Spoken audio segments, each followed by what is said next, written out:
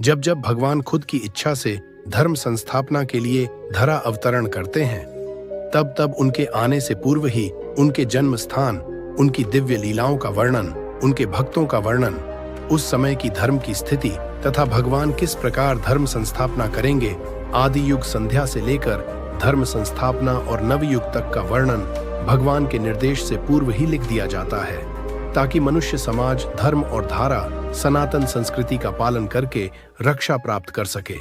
जिस प्रकार त्रेता युग में भगवान श्री राम जी के धरा अवतरण से पूर्व ही महर्षि वाल्मीकि जी ने जगत पिता ब्रह्मा जी के निर्देश से देवर्षि नारद जी के मुखारविंद से जो उन्होंने भगवान श्री राम जी के पावन चरित्र का गुणगान सुना था, उसका वर्णन रामायण ग्रंथ में किया। द्वापर युग में भगवान श्री कृष्ण जी के धरा अवतरण से पूर्व युग संध्या, धर्म की स्थिति और धर्म संस्थापना के विषय में महर्षि वेद व्यास जी ने भगवान श्री गणेश जी के सहयोग से हिमालय में तपस्या करते हुए महाभारत ग्रंथ की रचना की थी।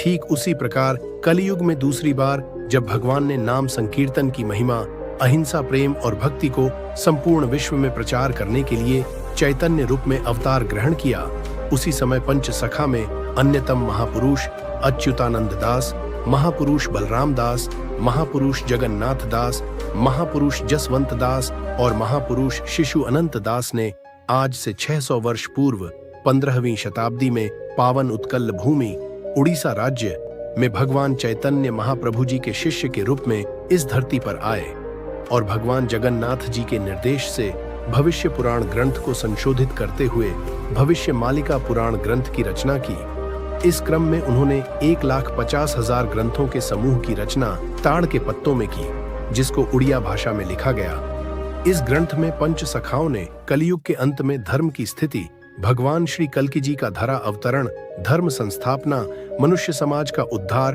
और अनंत युग तक की भगवान की लीलाओं का वर्णन विस्तार पूर्वक किया। भविष्य मालिका में लिखी हुई प्रत्येक बात पत्थर की गाढ़ है और हमेशा सच साबित हुई है। जैसे कि भारत में मुगलों का अत्याचार, अंग्रेजों की गुलामी, स्वतंत्रता संग्राम की घटनाएं और स्वतंत्रता संग्राम सेनानियों का वर्णन, भारत देश का टूटकर आजाद होना, पाकिस्तान, बांग्लादेश, श्रीलंका, बर्मा देश का निर्माण, प्रथम विश्व युद्ध, द्वितीय विश्व युद्ध, अज्ञात रोग महामारी आना आदि आदि ये सभी घटनाएं घटित हो चुकी हैं। और इस ग्रंथ में मुख्य रूप से भगवान श्री कल्कि जी के धरा अवतरण, भक्तों का एकत्रीकरण, सुधर्मा महामहासंघ और 16 मंडल का गठन, खंड प्रलय, अग्नि प्रलय, जल प्रलय, भूकंप, रोग महामारी एवं पारमाणुविक तृतीय विश्व युद्ध से लेकर अनंत युग, आद्य सतयुग के आगमन तक का संपूर्ण वर्णन किया गया है। भविष्य मालिका पुराण के अनुसार सन 2032 से पूर्व संपूर्ण विश्व में सभी धर्मों और पंथों का पुनर्गठन होकर सारे विश्व में केवल सत्य सनातन धर्म प्रतिष्ठित होगा। यह ग्रंथ आने वाले महाविनाश से रक्षा पाने के लिए संपूर्ण विश्व में एकमात्र चेतवानी और एकमात्र संजीवनी है। पंडित श्री काशीनाथ मिश्र जी के 40 वर्षों से अधिक मालिका के अध्ययन एवं अनुमोदन से आज विश्व में पहली बार भविष्य मालिका पुराण ग्रंथ प्रथम खंड को हिंदी सहित समग्र विश्व में 150 से अधिक देशों में भिन्न भिन्न भाषाओं में प्रतिपादन एवं विमोचन किया जा रहा है। इस ग्रंथ में आने वाले महाविनाश और परिवर्तन की अधिकतम भविष्यवाणियों का 100% वर्णन किया गया है, ताकि आने वाले महाविनाश से पूर्व मनुष्य समाज को चेतावनी मिल सके और मनुष्य समाज सनातन आर्य वैदिक परंपरा का अनुपालन कर इस महाविनाश से रक्षा प्राप्त कर सके। वीडियो में आगे बढ़ने से पहले मैं आपसे कहना चाहता हूं कि हम आपके लिए ऐसे ही शानदार वीडियो लेकर आते रहते हैं, तो वीडियो को लाइक करें और चैनल को सब्सक्राइब करना बिल्कुल भी ना भूलें। और जैसे जैसे वीडियो आगे बढ़ता रहेगा, भविष्यवाणी और जानकारियां और भी ज्यादा गहरी और रहस्यमय होने वाली है, तो वीडियो को अंत तक देखें। मुझे उम्मीद है कि आप सभी ने वीडियो को लाइक और चैनल सब्सक्राइब कर दिया होगा। कलियुग का अंत हो चुका है। शास्त्रीय धारा एवं मनुस्मृति के आधार पर 4 युग का ही समय देखने को मिलता है। उन युगों के नाम हैं पहला सत्य युग, दूसरा त्रेता युग, तीसरा द्वापर युग और चौथा कलियुग। इन 4 युगों के बाद एक गुप्त युग भी आता है, जिसको अनंत युग या आद्य सत्य युग कहते हैं, और यह प्रमाणित भी है। इसका प्रमाण मुख्यतः पंच सखाओं द्वारा लिखे गए भविष्य मालिका ग्रंथों में उपलब्ध है, जिसे आज भी लोग नहीं जानते हैं। परंतु इन गूढ़ तत्वों की जानकारी संपूर्ण विश्व के मानव समाज के उद्धार के लिए बहुत आवश्यक है। शास्त्रों के अनुसार कलियुग का अंत हो चुका है, लेकिन उसका प्रभाव सारे विश्व में अभी भी पूरी तरह फैला हुआ है। इस समय कलियुग की अंतिम अवस्था चल रही है, इसीलिए पूरे विश्व के मानव समाज को कली ने संपूर्ण रूप से ग्रस्त कर रखा है। आज यह देखने को मिलता है कि भाई भाई, पति पत्नी, परिवार परिवार, गांव गांव के बीच, राज्य राज्य और देश देश के बीच कली ने अपना प्रभाव फैला रखा है। समग्र विश्व आज जरा ग्रस्त है। रोग और महामारी ने संपूर्ण विश्व को अपनी चपेट में ले रखा है। आज दवाओं के सेवन बगैर मनुष्य समाज का बचना मुश्किल हो गया है। अगले 8 साल के अंदर संपूर्ण विश्व निम्नलिखित भयानक आपदाओं का सामना करने जा रहा है: तृतीय विश्व युद्ध, खाद्य संकट, पवन प्रलय, जल प्रलय, अग्नि प्रलय, भूकंप, अकाल, महामारियां। सन 2025 में जब मीन राशि में शनि का चलन होगा, तब ये सभी आपदाएं अपना तीव्र रूप धारण कर लेंगी। यही नहीं, आने वाले समय में सभी वैज्ञानिक यंत्र, कंप्यूटर, सैटेलाइट, मानव निर्मित उपग्रह आदि काम करना बंद कर देंगे। वर्तमान समय में सभी के मन में यह सवाल है कि मानव समाज की सुरक्षा कैसे होगी और मनुष्य का भविष्य क्या होगा। इन प्रश्नों के उत्तर जिन ग्रंथों में वर्णित हैं, उन अमूल्य ग्रंथों की माला का नाम है भविष्य मालिका। यह कई ग्रंथों की मालिका है। अध्याय 1, कलियुग के अंत काल में भविष्य मालिका की आवश्यकता। युग चक्र के अनुसार पहला सत्य युग, दूसरा त्रेता युग, तीसरा द्वापर युग और अंत में कलियुग का आगमन होता है। वर्तमान समय में कलियुग की संपूर्ण आयु समाप्त हो चुकी है और युग संध्या का काल चल रहा है। किसी भी युग के अंत और एक नए युग के प्रारंभ के समय को युग संध्या या संगम युग कहा जाता है। मनुस्मृति के आधार पर कलियुग की आयु 4,32,000 साल मानी जाती है, परंतु यह उल्लेख भी मिलता है कि मनुष्यों के घोर पाप कर्मों के कारण इस आयु से 4,27,200 साल कम हो जाएंगे और कलियुग की भोग आयु केवल 4,800 साल की ही होगी। मनुस्मृति के अनुसार कलियुग के 4,000 वर्ष बाद सत्य युग आता है। 4,000 वर्ष की उस आयु तथा उसके आरंभ और अंत की 2 संध्याओं का काल उतना ही 100 वर्ष होता है। कालांतर में पंचसखाओं में एक तथा भगवान विष्णु के परम प्रिय सखा सुदामा जी के अवतार ब्रह्म गोपाल महापुरुष अच्युतानंद दास जी ने मनुस्मृति में बताई गई कलियुग की 4,800 साल की भोग आयु को महाप्रभु निराकार जी के निर्देश से फिर बदलकर भविष्य मालिका में इसे 5,000 साल बताया। कलियुग की आयु 4,32,000 साल है, लेकिन मनुष्यों के पाप कर्मों की वजह से इसकी आयु कम होकर मात्र 5,000 साल ही रह जाएगी। वर्तमान में मां बिरजा पंजिका, जगन्नाथ पंजिका, कोहिनूर पंजिका आदि के हिसाब से कलियुग के आरंभ से अभी उसकी आयु का 5,125वां साल चल रहा है। इसका अर्थ यह है कि कलियुग संपूर्ण रूप से समाप्त हो चुका है और हम युग संध्या या संगम युग में आ चुके हैं। इसलिए वर्तमान समय में मानव समाज के कल्याण हेतु भविष्य मालिका ग्रंथों की बहुत आवश्यकता है। महापुरुष अच्युतानंद दास जी भविष्य मालिका में कहते हैं, शिवकल्प नवखंड निर्घंट में लिखा है कि मनुष्य माया मोह में भ्रमित होकर युग परिवर्तन या उसके आदि अंत में आने वाली आपदा संबंधी बातें नहीं जान पाएगा। ज्ञानी जन भी पथ भ्रष्ट और भ्रमित हो जाएंगे और आध्यात्मिक संवाद में बढ़ चढ़कर यह बोलेंगे कि अभी कलियुग की बाल अवस्था ही चल रही है। आने वाले समय में सूर्य देव पश्चिम में उदित हो सकते हैं, पर्वत की चोटी पर कमल खिल सकता है, मेरु पर्वत दक्षिण से उत्तर दिशा में जा सकता है, आग ठंडक प्रदान कर सकती है या बर्फ गर्मी भी प्रदान कर सकती है। लेकिन मालिका में लिखी महापुरुष अच्युतानंद दास जी की वाणी या कई अन्य संतों, सज्जनों और महापुरुषों की वाणी कभी नहीं बदल सकती। कई सारी बातें हैं जो आपको दुविधा में डाल नहीं होगी, लेकिन आपको कंफ्यूज बिल्कुल भी नहीं होना है, बल्कि ध्यान से शुरू से लेकर एंड तक देखना है और समझने का प्रयास करना है। जानकारी अच्छी लगे तो शेयर भी करें। अध्याय 2, भविष्य मालिका। ग्रंथों के रचयिता कौन हैं? सत्य युग, त्रेता युग, द्वापर युग और कली युग। इन चारों युगों में भगवान के पंचसखा इस धरती पर जन्म लेते हैं। युग के अंत में भगवान विष्णु द्वारा धर्म संस्थापना के काम में पंचसखा अपना सहयोग देते हैं। युग कर्म खत्म करने के पश्चात भगवान विष्णु गोलोक वैकुंठ को वापस लौट जाते हैं। पंचसखाओं का जन्म भगवान के अंग से ही होता है। हर युग में ये पंचसखा अलग अलग रूपों में पृथ्वी पर अवतरित होते हैं। भविष्यमालिका ग्रंथों और पुराणों में यह प्रमाण मिलता है कि सत्य युग में इन पंचसखाओं का नाम था नारद, मार्कंड, गार्गव, स्वयंभू और कृपाजल। सत्य युग के अंत में अपना अपना काम समाप्त कर ये पंचसखा फिर गोलोक वैकुंठ को लौट गए। त्रेता युग के अंत में भगवान श्री रामचंद्र जी द्वारा धर्म संस्थापना के समय इन पंचसखाओं ने फिर से जन्म लिया था। उस समय उनके नाम थे नल, नील, जामवंत, सुषेण और हनुमान। हालांकि हनुमान जी ने रुद्र अवतार के रूप में जन्म लिया, फिर भी पंचसखाओं में से एक सखा बनकर श्री रामचंद्र जी द्वारा धर्म संस्थापना कार्य में उन्होंने प्रभु जी की सहायता की। त्रेता युग में भी अपना अपना काम समाप्त करने के बाद ये पंचसखा फिर गोलोक वैकुंठ को वापस लौट गए। पंचसखाओं ने द्वापर युग में भी जन्म लिया और कृष्ण जी के आगमन और उनके द्वारा धर्म संस्थापना के कार्य में उन्होंने अपने हाथ बंटाए। द्वापर युग में उन पंचसखाओं के नाम थे दाम, सुदामा, सुबल, सुबाहु और श्रीवत्स। कलियुग का आगमन हुआ और कलियुग के अंत से लगभग 500 वर्ष पूर्व भगवान के इन पंचसखाओं ने फिर से जन्म लिया। कलियुग में इनके नाम थे अच्युतानंद दास, अनंत दास, यशोवंत दास, जगन्नाथ दास और बलराम दास।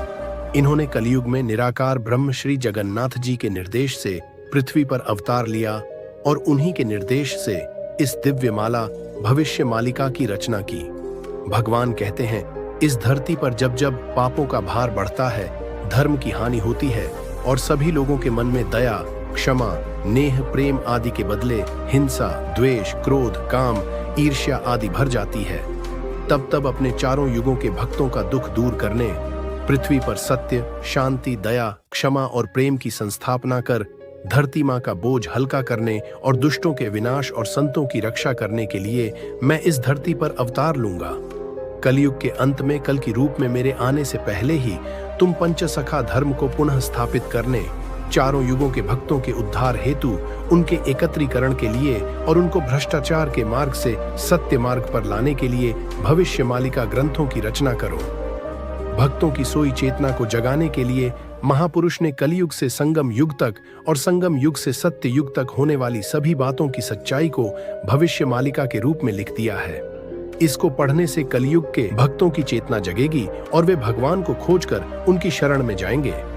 महाप्रभु अनादि आदिकंद हरि जगत के नाथ जगन्नाथ जी ने महापुरुष अच्युतानंद दास जी को कमल की एक माला देकर निर्देश दिया था कि जिस स्थान पर इस माला के सभी फूल टूटकर बिखर चुके होंगे, उसी स्थान पर तुम्हारा साधना पीठ होगा। वे प्रभु जगन्नाथ जी के निर्देश पर आज्ञा माला लेकर पवित्र श्री क्षेत्र से निकलकर बहुत रास्तों से आगे बढ़कर जब ओडिशा के केंद्रपाड़ा जिले में चित्रोत्पला नदी के किनारे एक पवित्र स्थान नेमाल पहुंचे, तो उसी स्थान पर माला से आखिरी फूल टूटकर गिर पड़ा और सारे फूल खत्म हो गए। शास्त्र के अनुसार सत्य युग में उसी स्थान पर समुद्र मंथन से निकला पद्म फूल भी गिरा था, इसलिए उस स्थान को पद्म वन भी कहा जाता है। महापुरुष अच्युतानंद दास जी ने उसी स्थान पर अपनी साधना आरंभ की और ध्यान मग्न होकर सत्य, त्रेता, द्वापर और कली चारों युगों के भक्तों का उद्धार करने के लिए लाख से भी अधिक शाख ग्रंथों की रचना की। वही स्थान बाद में महापुरुष अच्युतानंद दास जी के सिद्ध स्थल के रूप में लोगों के सामने आया। अच्युतानंद जी ने प्रभु के चरण कमलों में ध्यान करते हुए उस सिद्ध स्थल के बारे में लिखा है। महापुरुष अच्युतानंद जी ने उस पवित्र स्थान पर ध्यान मग्न होकर अपनी दिव्य क्षमता के बल पर लाखों से भी अधिक जिन ग्रंथों की रचना की, उनमें 33 संहिता, 62 गीता, 27 वंशानुचरित्र, 24 उपवंशानुचरित्र और 100 मालिका ग्रंथ भी शामिल हैं। इनको छोड़कर बाकी चारों पंचसखाओं अनंत दास महाराज, यशोवंत दास महाराज, जगन्नाथ दास महाराज और बलराम दास महाराज ने भी बहुत सारे मालिका ग्रंथों की रचना की। इतने ग्रंथों की रचना करने के बावजूद पंचसखा लिखते हैं कि हम लोगों ने कुछ भी नहीं लिखा। सारे मालिका ग्रंथों की रचना महाप्रभु की आज्ञा से विश्व मानव कल्याण हेतु हुई। सत्य युग में तपियों, त्रेता युग में कपियों, द्वापर युग में गोपियों और कलि युग में भक्तों के रूप में चारों युगों के भक्त इस अनंत युग में फिर से धरती पर आए हैं। उनकी सोई चेतना को जगाने के लिए और प्रभु की लीला में शामिल होने का समय आ गया है। इस विषय में जागृति पैदा करने के लिए और गोलोक वैकुंठ के पूर्ण संस्कार को जगाने के लिए पंच सखाओं के द्वारा मालिका ग्रंथों की रचना हुई। भक्त चाहे विश्व के किसी भी कोने में रहें, मालिका सुनने और पढ़ने के बाद ही उनकी पूर्व चेतना जगेगी। उनको प्रभु के आगमन के विषय में पता चलेगा और वे सब प्रभु की शरण में आ जाएंगे। चारों युगों के भक्त प्रभु के श्री चरणों में आकर शरण लेंगे और अनंत युग में धर्म संस्थापना के काम में योगदान करेंगे। महाप्रभु का पता पाने के बाद भक्त उनके द्वारा सत्य युग के लिए दिए गए नीति नियमों का पूरे विश्व में प्रचार प्रसार करेंगे। भक्तजन प्रभु के नाम, गुण और महिमा की जय जयकार करेंगे और धर्म संस्थापना के काम में अपने आप को लगाएंगे। पंचसखा आध्यात्मिक तत्व ज्ञान से संपन्न थे। वे लोग हर समय निराकार के साथ सूक्ष्म संपर्क में रहते और निराकार उन्हें आगत भविष्य के बारे में जो कुछ बताते, वे उन्हीं बातों को भविष्य मालिका ग्रंथों में लिखते जाते। इसके बारे में ब्रह्म गोपाल महाज्ञाता अच्युतानंद जी उल्लेख करते हैं। ब्रह्मांड में महाविनाश का समय अब बिल्कुल निकट आ चुका है। ऐसे संधि समय में भविष्य मालिका का अनुसरण करके महाप्रभु जी के नाम और उनकी शरण में जाने के सिवा और कोई रास्ता नहीं है। अध्याय 3 चतुर्युग गणना के संबंध में विचार। ब्रह्मांड तत्व के अनुसार संसार में क्रम से 4 युगों का भोग होता है। सत्य युग की आयु 17,68,000 साल होती है और इस युग में धर्म के 4 पैर होते हैं: सत्य, स्वच्छता, दया और क्षमा। इन 4 पैरों के कारण सत्य युग में हर कोई खुशहाल जिंदगी जीता था और मानव समाज में सुख, शांति, समृद्धि और स्थायित्व था। सत्य युग के बाद त्रेता युग का आगमन होता है। इस युग की आयु 12,96,000 साल है। इस युग में धर्म के 3 ही पैर रहते हैं: सत्य, दया और क्षमा। इस युग में धर्म का जो एक पैर समाप्त हो जाता है उसका नाम है स्वच्छता। इस युग के बाद युग चक्र के हिसाब से द्वापर युग का आगमन होता है। इस युग की आयु 8,64,000 साल है। इस युग में धर्म के सिर्फ 2 पैर ही रह जाते हैं: सत्य और क्षमा। इन 3 युगों के बाद जो चौथा और आखिरी युग आता है वह कलियुग है। कलियुग की आयु 4,32,000 साल है। इस युग में धर्म के 3 पग चले जाते हैं और सिर्फ एक ही पग बाकी रह जाता है: सत्य। कलियुग का अंत आते आते वह एक पैर भी समाप्त हो जाता है। वैवस्वत मनु की मनुस्मृति के अनुसार कलियुग के अंत समय में धर्म केवल दान के माध्यम से टिका रहता है।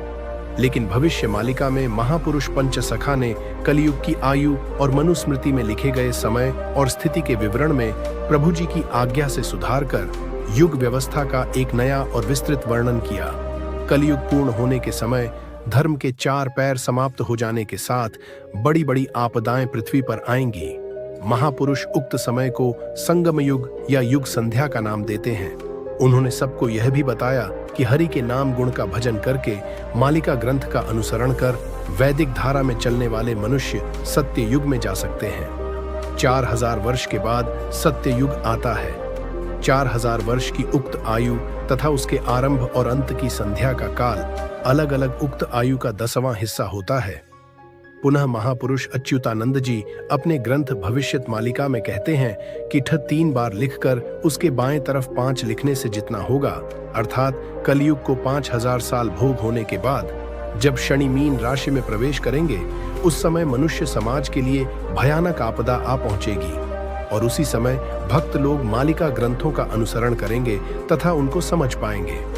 पंचसखाओं के देहावसान के बाद ओडिशा के छतिया बट के महंत तथा दिव्य दृष्टा महापुरुष हाड़ीदास जी महाराज, जिन्हें महापुरुष अच्युतानंद जी के 9वें जन्म के अवतार के रूप में जाना जाता है और जिनके बारे में मालिका में भी काफी प्रमाण है, वह भी अपनी दिव्य दृष्टि से अपने ग्रंथ कली चौथिसा में भक्तों के कल्याण हेतु तथा मानव समाज को चेतावनी देते हुए लिखते हैं कि 5000 साल में कलयुग समाप्त होगा और उसके बाद संध्या युग यानी आदि सत्य युग का प्रकाश होगा।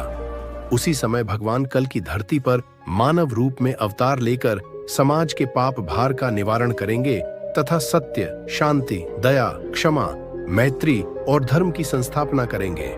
उस समय भगवान कल की सुधर्मा महासंघ का गठन करेंगे और सारे विश्व में सुधर्मा महासंघ और सनातन धर्म का प्रचार करेंगे। साधु संत लोग ग्राम, नगर, देश और पूरे विश्व में सनातन धर्म का प्रचार करेंगे। साधु संतों का कष्ट दूर होगा और दुष्टों का विनाश होगा।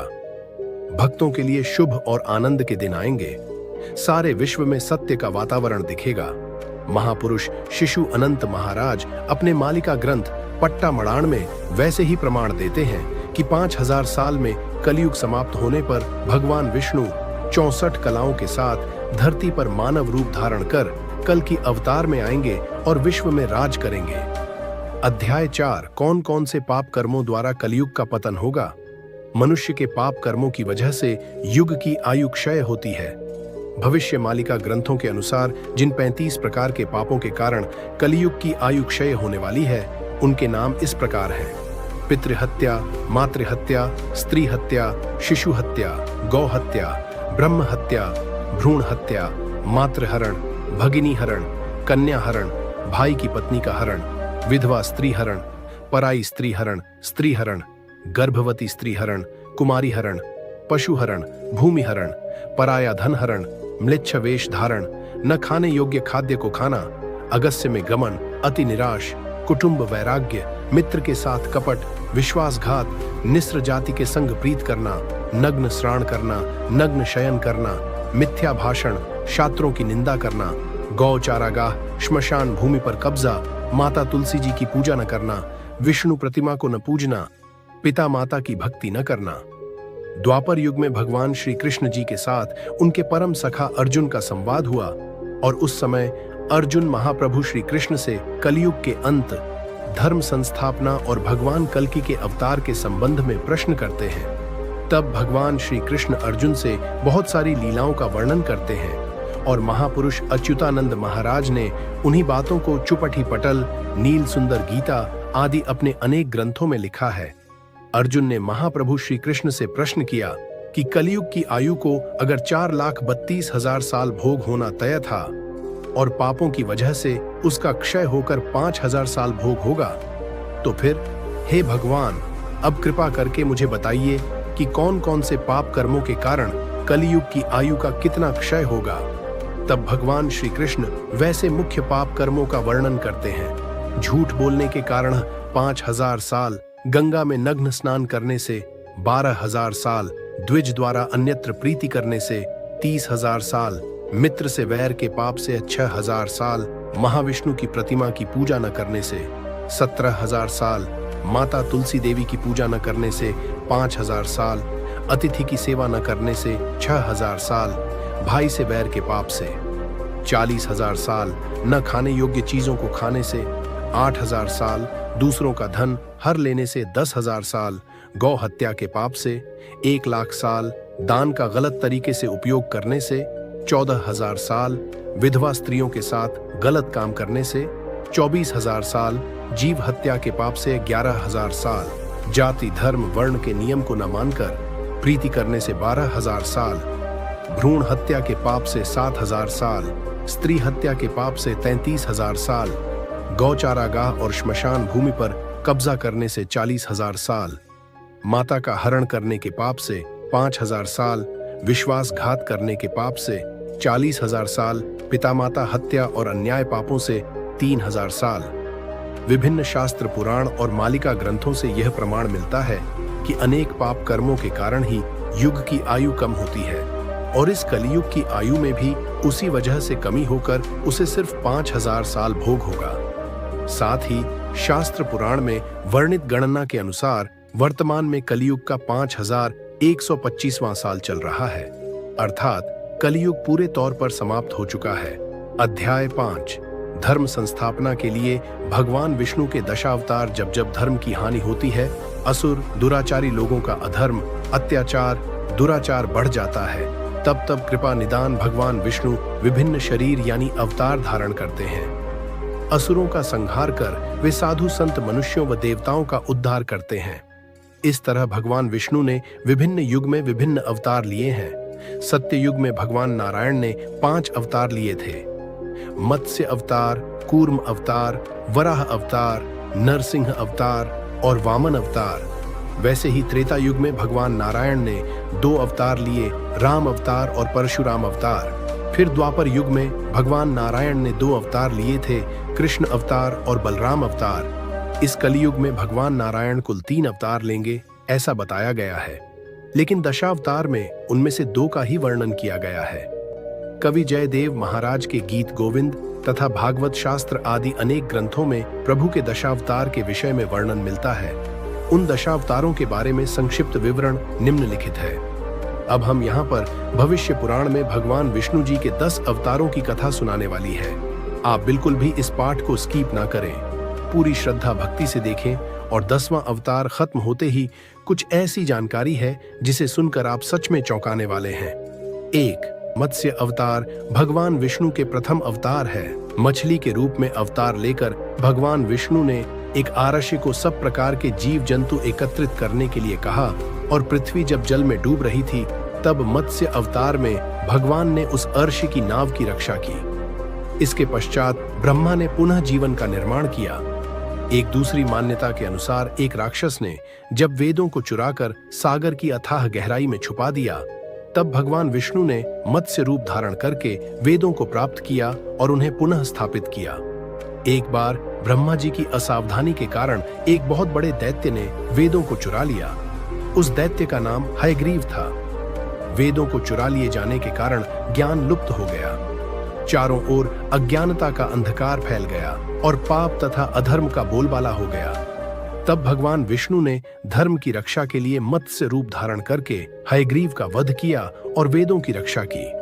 भगवान ने मत्स्य का रूप किस प्रकार धारण किया? कल्पांत के पूर्व एक पुण्यात्मा राजा तप कर रहा था। राजा का नाम सत्यव्रत था। सत्यव्रत पुण्यात्मा तो था ही, बड़े उदार हृदय का भी था। प्रभात का समय था, सूर्योदय हो चुका था। सत्यव्रत कृतमाला नदी में स्नान कर रहा था। उसने स्नान करने के पश्चात जब तर्पण के लिए अंजलि में जल लिया तो अंजलि में जल के साथ एक छोटी सी मछली भी आ गई। सत्यव्रत ने मछली को नदी के जल में छोड़ दिया। मछली बोली, राजन, जल के बड़े बड़े जीव छोटे छोटे जीवों को मारकर खा जाते हैं। अवश्य कोई बड़ा जीव मुझे भी मारकर खा जाएगा। कृपा करके मेरे प्राणों की रक्षा कीजिए। सत्यव्रत के हृदय में दया उत्पन्न हो उठी। उसने मछली को जल से भरे हुए अपने कमंडलू में डाल लिया। तभी एक आश्चर्यजनक घटना घटी।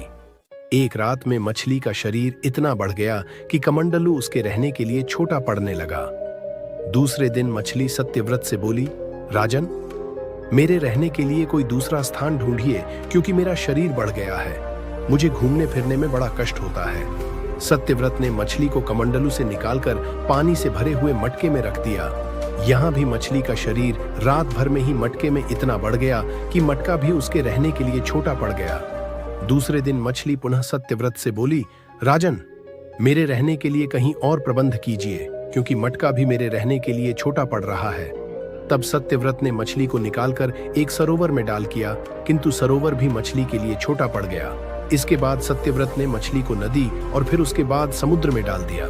आश्चर्य, समुद्र में भी मछली का शरीर इतना अधिक बढ़ गया कि मछली के रहने के लिए वह छोटा पड़ गया। अतः मछली पुनः सत्यव्रत से बोली, राजन, यह समुद्र भी मेरे रहने के लिए उपयुक्त नहीं है। मेरे रहने की व्यवस्था कहीं और कीजिए। अब सत्यव्रत विस्मित हो उठा। उसने आज तक ऐसी मछली कभी नहीं देखी थी। वह विस्मय भरे स्वर में बोला, मेरी बुद्धि को विस्मय के सागर में डुबो देने वाले आप कौन हैं? मत्स्य रूपधारी श्रीहरि ने उत्तर दिया, राजन, हयग्रीव नामक दैत्य ने वेदों को चुरा लिया है। जगत में चारों ओर अज्ञान और अधर्म का अंधकार फैला हुआ है। मैंने हयग्रीव को मारने के लिए ही मत्स्य का रूप धारण किया है। आज से 7वें दिन पृथ्वी प्रलय के चक्र में फिर जाएगी। समुद्र उमड़ उठेगा, भयानक वृष्टि होगी, सारी पृथ्वी पानी में डूब जाएगी। जल के अतिरिक्त कहीं कुछ भी दृष्टिगोचर नहीं होगा। आपके पास एक नाव पहुंचेगी। आप सभी अनाजों और औषधियों के बीजों को लेकर सप्त ऋषियों के साथ नाव पर बैठ जाइएगा। मैं उसी समय आपको पुनः दिखाई पड़ूंगा और आपको आत्म तत्व का ज्ञान प्रदान करूंगा। सत्यव्रत उसी दिन से श्रीहरि का स्मरण करते हुए प्रलय की प्रतीक्षा करने लगे। 7वें दिन प्रलय का दृश्य उपस्थित हो उठा। समुद्र भी उमड़कर अपनी सीमाओं से बाहर बहने लगा। भयानक वृष्टि होने लगी। थोड़ी ही देर में सारी पृथ्वी पर जल ही जल हो गया। संपूर्ण पृथ्वी जल में समा गई। तभी उसी समय एक नाव दिखाई पड़ी। सत्यव्रत सप्तर्षियों के साथ उस नाव पर बैठ गए। उन्होंने नाव के ऊपर संपूर्ण अनाजों और औषधियों के बीज भी भर लिए। नाव प्रलय के सागर में तैरने लगी। प्रलय के उस सागर में उस नाव के अतिरिक्त कहीं भी कुछ भी नहीं दिखाई दे रहा था। सहसा मत्स्य रूपी भगवान प्रलय के सागर में दिखाई पड़े। सत्यव्रत और सप्तर्षिगण मत्स्य रूपी भगवान की प्रार्थना करने लगे। भगवान से आत्मज्ञान पाकर सत्यव्रत का जीवन धन्य हो उठा। वे जीते जी ही जीवन मुक्त हो गए। प्रलय का प्रकोप शांत होने पर मत्स्य रूपी भगवान ने हयग्रीव को मारकर उससे वेद छीन लिए। भगवान ने ब्रह्मा जी को पुनः वेद दे दिए। इस प्रकार भगवान ने मत्स्य रूप धारण करके वेदों का उद्धार तो किया ही, साथ ही संसार के प्राणियों का भी अमिट कल्याण किया। दूसरा अवतार कूर्म अवतार है, जो कि एक कछुए का अवतार था। यकीन मानिए वीडियो बहुत ज्यादा इंटरेस्टिंग होने वाली है। आगे भी आप सभी वीडियो को लाइक करना, चैनल को सब्सक्राइब करना बिल्कुल भी ना भूले। आगे बढ़ते हैं वीडियो में। और सनातन संस्कृति को आगे बढ़ाने का हमारा यह प्रयास आपको कैसा लगा कमेंट करके जरूर बताएं, क्योंकि हमारा मकसद हर घर में, हर देश में, हर राज्य में, हर महाद्वीप में सनातन संस्कृति को फैलाना है। तो आप सभी चैनल को सब्सक्राइब तो कर ही सकते हैं, तो प्लीज चैनल को सब्सक्राइब करें, वीडियो को लाइक करना बिल्कुल ना भूलें। डू कूर्म अवतार। भगवान विष्णु के 10 अवतारों के क्रम में भगवान कूर्म को द्वितीय अवतार माना जाता है। भगवान विष्णु ने कछुए का अवतार लेकर समुद्र मंथन में सहायता की थी। भगवान विष्णु के इस कूर्म अवतार को कच्छप अवतार भी कहते हैं। दुर्वासा आशी ने अपना अपमान होने के कारण देवराज इंद्र को श्री लक्ष्मी से हीन हो जाने का शाप दे दिया। भगवान विष्णु ने इंद्र को शाप मुक्ति के लिए असुरों के साथ समुद्र मंथन के लिए कहा और दैत्यों को अमृत का लालच दिया। तब देवों और अनुसरों ने मिलकर समुद्र मंथन किया। समुद्र मंथन के लिए उन्होंने मदरांचल पर्वत को मथानी एवं नागराज वासुकी को नेति बनाया गया, परंतु नीचे कोई आधार नहीं होने के कारण पर्वत समुद्र में डूबने लगा। यह देखकर भगवान विष्णु विशाल कूर्म कछुए का रूप धारण कर समुद्र में मंदराचल के आधार बन गए। भगवान कूर्म की विशाल पीठ पर मंदराचल तेजी से घूमने लगा और इस प्रकार समुद्र मंथन संपन्न हुआ। समुद्र मंथन करने से एक एक करके रत्न निकलने लगे। कुल 14 रत्न निकले और अंत में निकला अमृत कुंभ। देवताओं और दैत्यों के बीच अमृत बंटवारे को लेकर जब झगड़ा हो रहा था तथा देवराज इंद्र के संकेत पर उनका पुत्र जयंत जब अमृत कुंभ लेकर भागने की चेष्टा कर रहा था, तब कुछ दानवों ने उसका पीछा किया और सभी आपस में झगड़ने लगे। झगड़े को सुलझाने के लिए कच्छप अवतार के बाद ही श्री हरि विष्णु को मोहिनी का रूप धारण करना पड़ा। सभी अनुसार मोहिनी के बहकावे में आ गए और अमृत कलश उसके हाथों में सौंपकर उसे ही बंटवारा करने की जिम्मेदारी सौंप दी। मोहिनी के पास एक दूसरा कलश भी था जिसमें पानी था। कलश बदल बदल कर वह देव और असुरों को जल पिलाती रहती है। फिर कुछ देव भी अमृत पीने के बाद नृत्य करने लगते हैं। तभी एक असुर मोहिनी के इस छल को देख लेता है। तब वह चुपचाप वेश देवता का धारण करके देवताओं की पंक्ति में बैठ जाता है। उस असुर का यह छल चंद्रदेव देख लेते हैं। मोहिनी उसे अमृत पिलाने लगती है। तभी वह देवता कहते हैं, मोहिनी ये तो दानव है। तभी मोहिनी बने भगवान विष्णु अपने असली रूप में प्रकट होकर अपने सुदर्शन चक्र से उस दानव की गर्दन काट देते हैं और फिर वे वहां से अदृश्य हो जाते हैं। जिसकी गर्दन काटी थी वह राहु था। 3. वराह अवतार। आपने भगवान विष्णु के वराह अवतार का नाम तो सुना ही होगा, जिन्होंने हिरण्याक्ष का वध किया था, लेकिन वे दरअसल आदि वराह थे। आदि वराह से पहले नील वराह और उनके बाद श्वेत वराह हुए, जिनके बारे में कम ही लोग जानते होंगे। तीनों के काल को मिलाकर वराह काल कहा गया, जो वर्तमान में भी जारी है। नील वराह का अवतरण हिमयुग के अंतिम चरण में जब हुआ, जब धरती पर जल ही जल फैलने लगा था और रहने के लिए कोई जगह नहीं बची थी। 1. नील वराह काल। पाद्मकल्प के अंत के बाद महाप्रलय हुई। सूर्य के भीषण ताप के चलते धरती के सभी वन जंगल आदि सूख गए। समुद्र का जल भी जल गया, ज्वालामुखी फूट पड़े। सघन ताप के कारण सूखा हुआ जल वाष्प बनकर आकाश में मेघों के रूप में स्थिर होता गया। अंत में न रुकने वाली जल प्रलय का सिलसिला शुरू हुआ। चक्रवात उठने लगे और देखते ही देखते समस्त धरती जल में डूब गई। यह देख ब्रह्मा को चिंता होने लगी तब उन्होंने जल में निवास करने वाले विष्णु का स्मरण किया और फिर विष्णु ने नील वराह रूप में प्रकट होकर इस धरती के कुछ हिस्से को जल से मुक्त किया।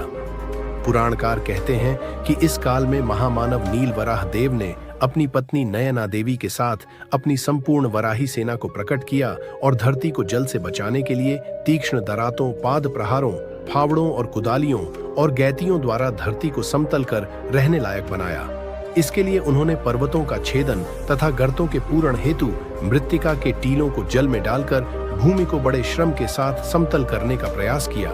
यह एक प्रकार का यज्ञ ही था, इसलिए नील वराह को यज्ञ वराह भी कहा गया। नील वराह के इस कार्य को आकाश के सभी देवदूत देख रहे थे।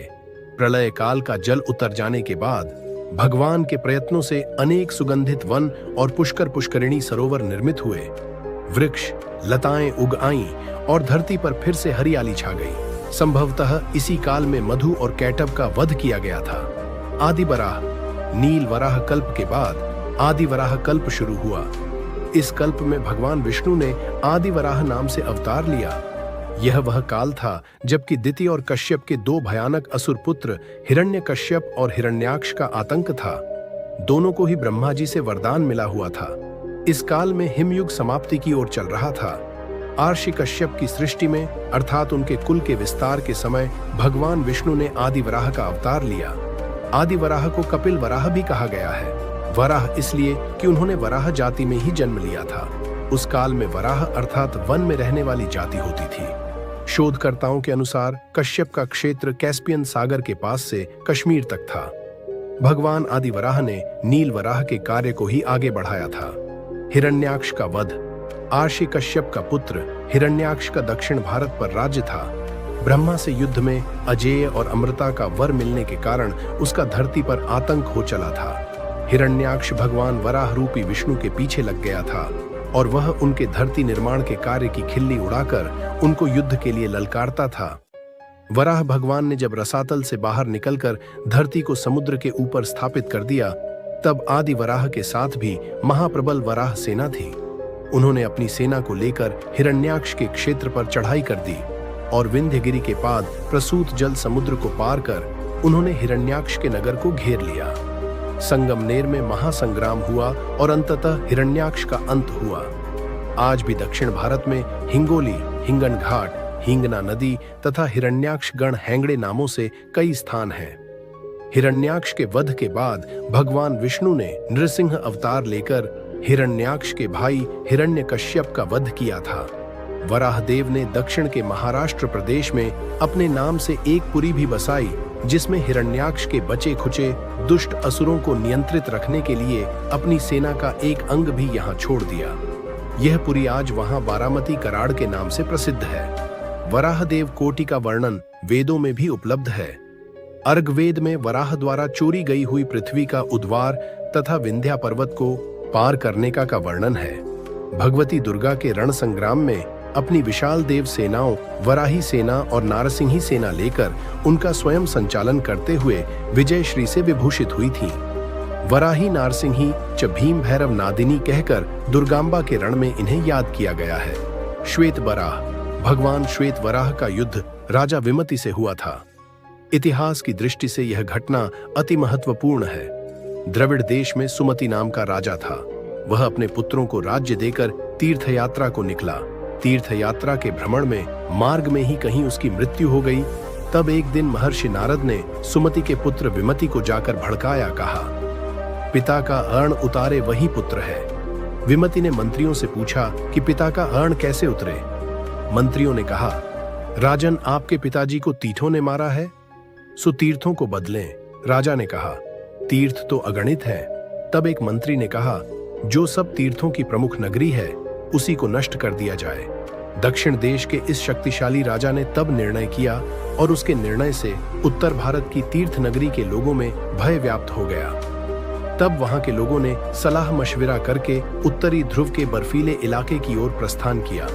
वहां के क्षेत्र को उस काल में स्वर्ग या देवलोक कहा जाता था। वहां श्वेत द्वीप पर उनके दर्शन वहां के देवता श्वेत वराह से हुए। श्वेत वराह ने उन विष्णु भक्त प्रजा को अभय दान दिया और विमति से युद्ध कर सैन्य सहित राजा विमति को पराजित किया।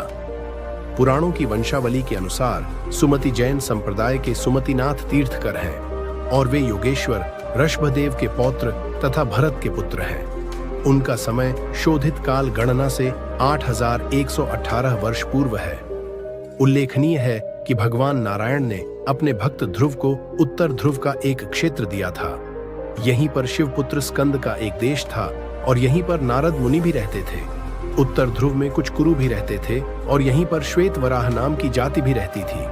4. नरसिंह अवतार। जब हिरण्याक्ष का वध हुआ तो उसका भाई हिरण्यकशिपु बहुत दुखी हुआ।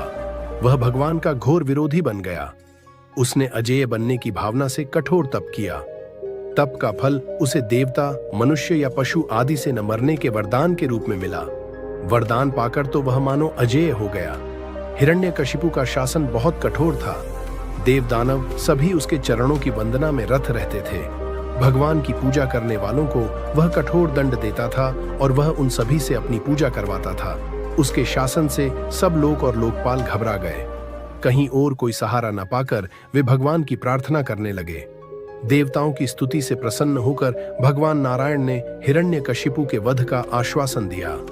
उधर दैत्यराज का अत्याचार दिनों दिन बढ़ता ही जा रहा था, यहाँ तक कि वह अपने ही पुत्र प्रहलाद को भगवान का नाम लेने के कारण तरह तरह का कष्ट देने लगा। प्रहलाद बचपन से ही खेलकूद छोड़कर भगवान के ध्यान में तन्मय हो जाया करता था।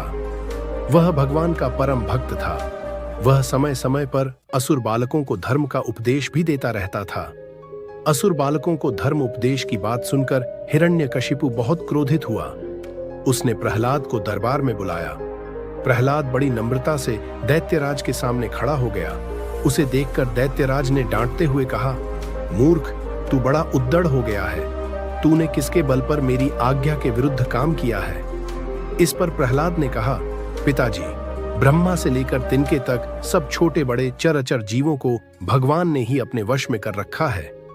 वह परमेश्वर ही अपनी शक्तियों द्वारा इस विश्व की रचना, रक्षा और संहार करते हैं।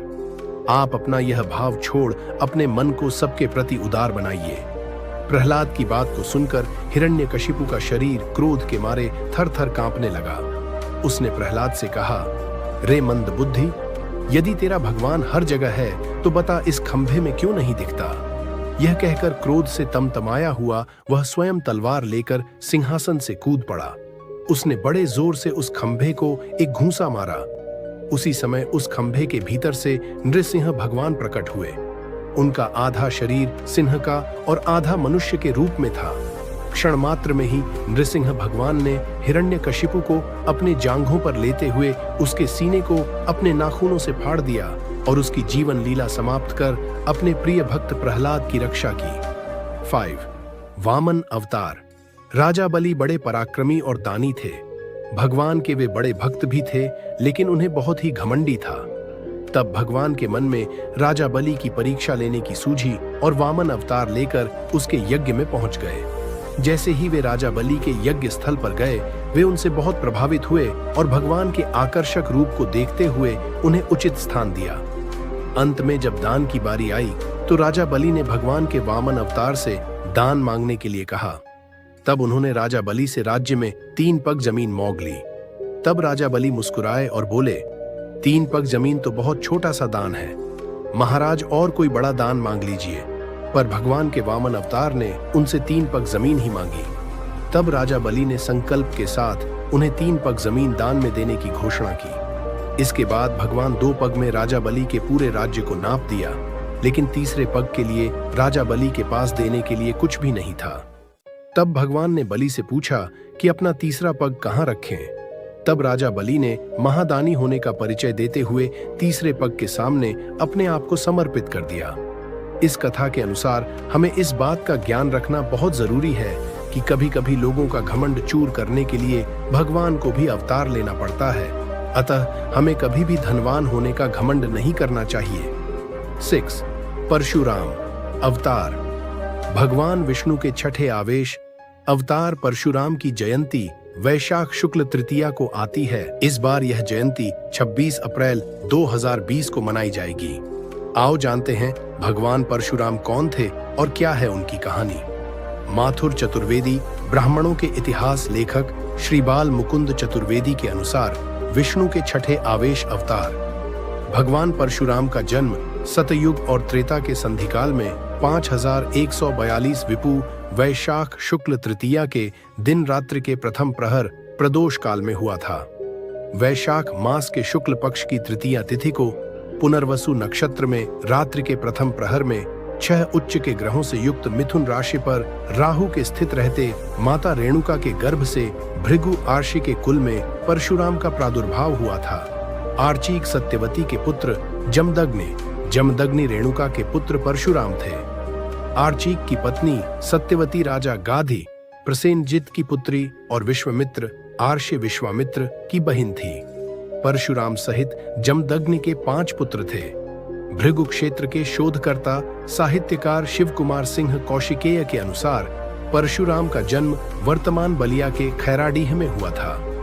उन्होंने अपने शोध और खोज में अभिलेखीय और पुरातात्विक साक्ष्यों प्रस्तुत किए हैं। श्री कौशिकेय अनुसार उत्तर प्रदेश के शासकीय बलिया गजेटियर में इसका चित्र सहित संपूर्ण विवरण मिल जाएगा। एक अन्य किंवदंती के अनुसार मध्य प्रदेश के इंदौर के पास स्थित महू से कुछ ही दूरी पर स्थित है जानापाव की पहाड़ी पर भगवान परशुराम का जन्म हुआ था। एक तीसरी मान्यता अनुसार छत्तीसगढ़ के सरगुजा जिले में घने जंगलों के बीच स्थित कलचा गांव में उनका जन्म हुआ था। एक अन्य चौथी मान्यता अनुसार उत्तर प्रदेश में शाहजहांपुर के जलालाबाद में जमदग्नि आश्रम से करीब 2 किलोमीटर पूर्व दिशा में हजारों साल पुराने मंदिर के अवशेष मिलते हैं, जिसे भगवान परशुराम की जन्मस्थली कहा जाता है। परशुराम को शास्त्रों की शिक्षा दादा आर्चीक, पिता जमदग्नि तथा शस्त्र चलाने की शिक्षा अपने पिता के मामा राजर्षि विश्वामित्र और भगवान शंकर से प्राप्त हुई। च्यवन ने राजा शर्याति की पुत्री सुकन्या से विवाह किया। परशुराम योग, वेद और नीति में पारंगत थे। ब्रह्मास्त्र समेत विभिन्न दिव्यास्त्रों के संचालन में भी वे पारंगत थे। उन्होंने महर्षि विश्वामित्र एवं आर्चीक के आश्रम में शिक्षा प्राप्त की। त्रेता युग से द्वापर युग तक परशुराम के लाखों शिष्य थे। महाभारत काल के वीर योद्धाओं भीष्म, द्रोणाचार्य और कर्ण को अस्त्र शस्त्रों की शिक्षा देने वाले गुरु, शस्त्र एवं शास्त्र के धनी आर्षि परशुराम का जीवन संघर्ष और विवादों से भरा रहा है। माता का सिर काट दिया। परशुराम के 4 बड़े भाई थे। एक दिन जब सभी पुत्र फल लेने के लिए वन चले गए, तब परशुराम की माता रेणुका स्नान करने गई। जिस समय वे स्नान करके आश्रम को लौट रही थीं, उन्होंने गंधर्वराज चित्ररथ को जल विहार करते देखा। यह देखकर उनके मन में विकार उत्पन्न हो गया और वे खुद को रोक नहीं पाईं। महर्षि जमदग्नि ने यह बात जान ली। इतने में ही वहां परशुराम के बड़े भाई रुक्मवान, सुषेणु, वसु और विश्वावसु भी आ गए। महर्षि जमदग्नि ने उन सभी से बारी बारी अपनी मां का वध करने को कहा, लेकिन मोहवश किसी ने ऐसा नहीं किया। तब मुनि ने उन्हें श्राप दे दिया और उनकी विचार शक्ति नष्ट हो गई। फिर वहां परशुराम आए और तब जमदग्नि ने उनसे यह कार्य करने के लिए कहा। उन्होंने पिता के आदेश पाकर तुरंत अपनी मां का वध कर दिया। यह देखकर महर्षि जमदग्नि बहुत प्रसन्न हुए और परशुराम को वर मांगने के लिए कहा।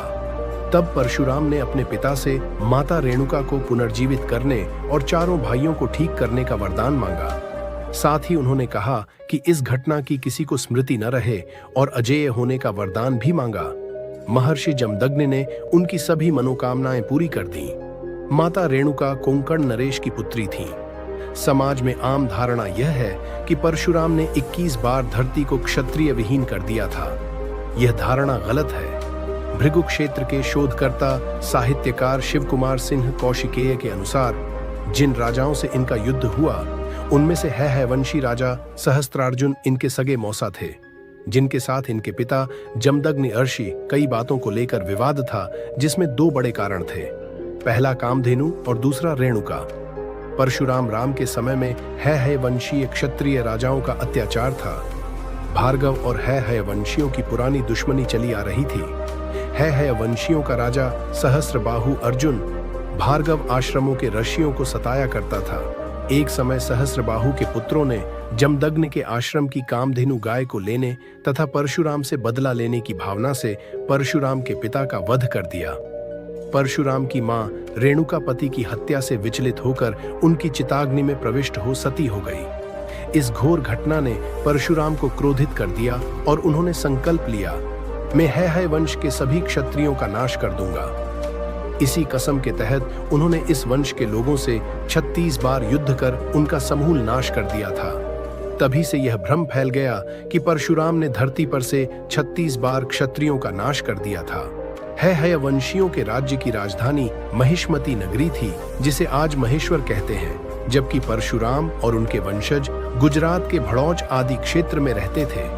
परशुराम ने अपने पिता के वध के बाद भार्गवों को संगठित किया और सरस्वती नदी के तट पर भूतेश्वर शिव तथा महर्षि अगस्त्य मुनि की तपस्या कर अजेय 41 अयुद्ध दिव्य रथ प्राप्त किए और शिव द्वारा प्राप्त परशु को अभिमंत्रित किया।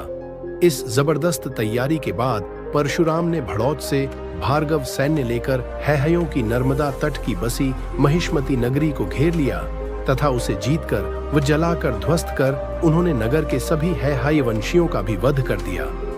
अपने इस प्रथम आक्रमण में उन्होंने राजा सहस्त्रबाणु का महिष्मती में ही वध कर आर्षियों को भय मुक्त किया। इसके बाद उन्होंने देश भर में घूमकर अपने 21 अभियानों में हैहयवंशी 64 राजवंशों का नाश किया। इनमें 14 राजवंश तो पूर्ण अवैदिक नास्तिक थे। इस तरह उन्होंने क्षत्रियों के हैहयवंशी राजाओं का समूल नाश कर दिया, जिसे समाज ने क्षत्रियों का नाश माना, जबकि ऐसा नहीं है।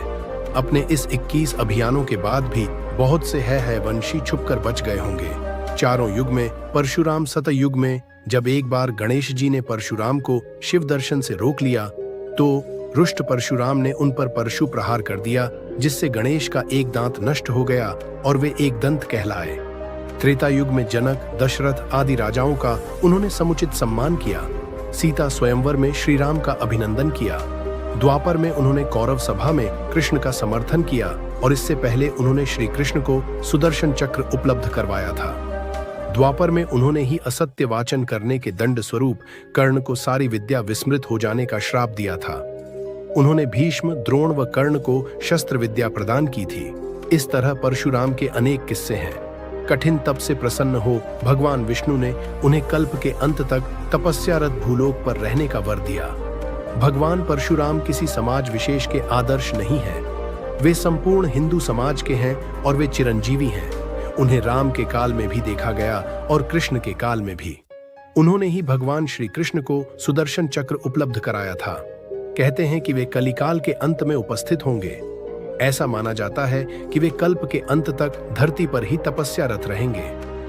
पौराणिक कथा में वर्णित है कि महेंद्रगिरी पर्वत भगवान परशुराम की तप की जगह थी और अंततः वह उसी पर्वत पर कल्पांत तक के लिए तपस्यारत होने के लिए चले गए थे। 7.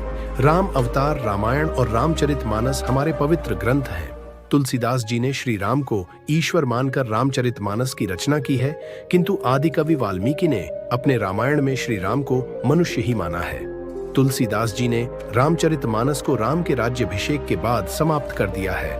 वहीं आदिकवि श्री वाल्मीकि ने अपने रामायण में कथा को आगे श्री राम के महाप्रयाण तक वर्णित किया है। महाराजा दशरथ ने पुत्र प्राप्ति हेतु यज्ञ आरंभ करने की ठानी। महाराज की आज्ञानुसार श्यामकर्ण घोड़ा चतुरंगिनी सेना के साथ छुड़वा दिया गया। महाराज दशरथ ने समस्त मनस्वी, तपस्वी, विद्वान आशी मुनियों तथा वेद विज्ञ प्रकांड पंडितों को यज्ञ संपन्न कराने के लिए बुलावा भेज दिया। निश्चित समय आने पर समस्त अभ्यागतों के साथ महाराज दशरथ अपने गुरु वशिष्ठ जी तथा अपने परम मित्र अंग देश के अधिपति लोभपाद के जामाता अर्घ आर्षि को लेकर यज्ञ मंडप में पधारे। इस प्रकार महान यज्ञ का विधिवत शुभारंभ किया गया। संपूर्ण वातावरण वेदों की आर्चाओं के उच्च स्वर में पाठ से गूंजने तथा समिधा की सुगंध से महकने लगा। समस्त पंडितों, ब्राह्मणों, आर्षियों आदि को यथोचित धन धान्य, गौ आदि भेंट करके सादर विदा करने के साथ यज्ञ की समाप्ति हुई। राजा दशरथ ने यज्ञ के प्रसाद चरा खीर को अपने महल में ले जाकर अपनी तीनों रानियों में वितरित कर दिया। प्रसाद ग्रहण करने के परिणाम स्वरूप तीनों रानियों ने गर्भ धारण किया।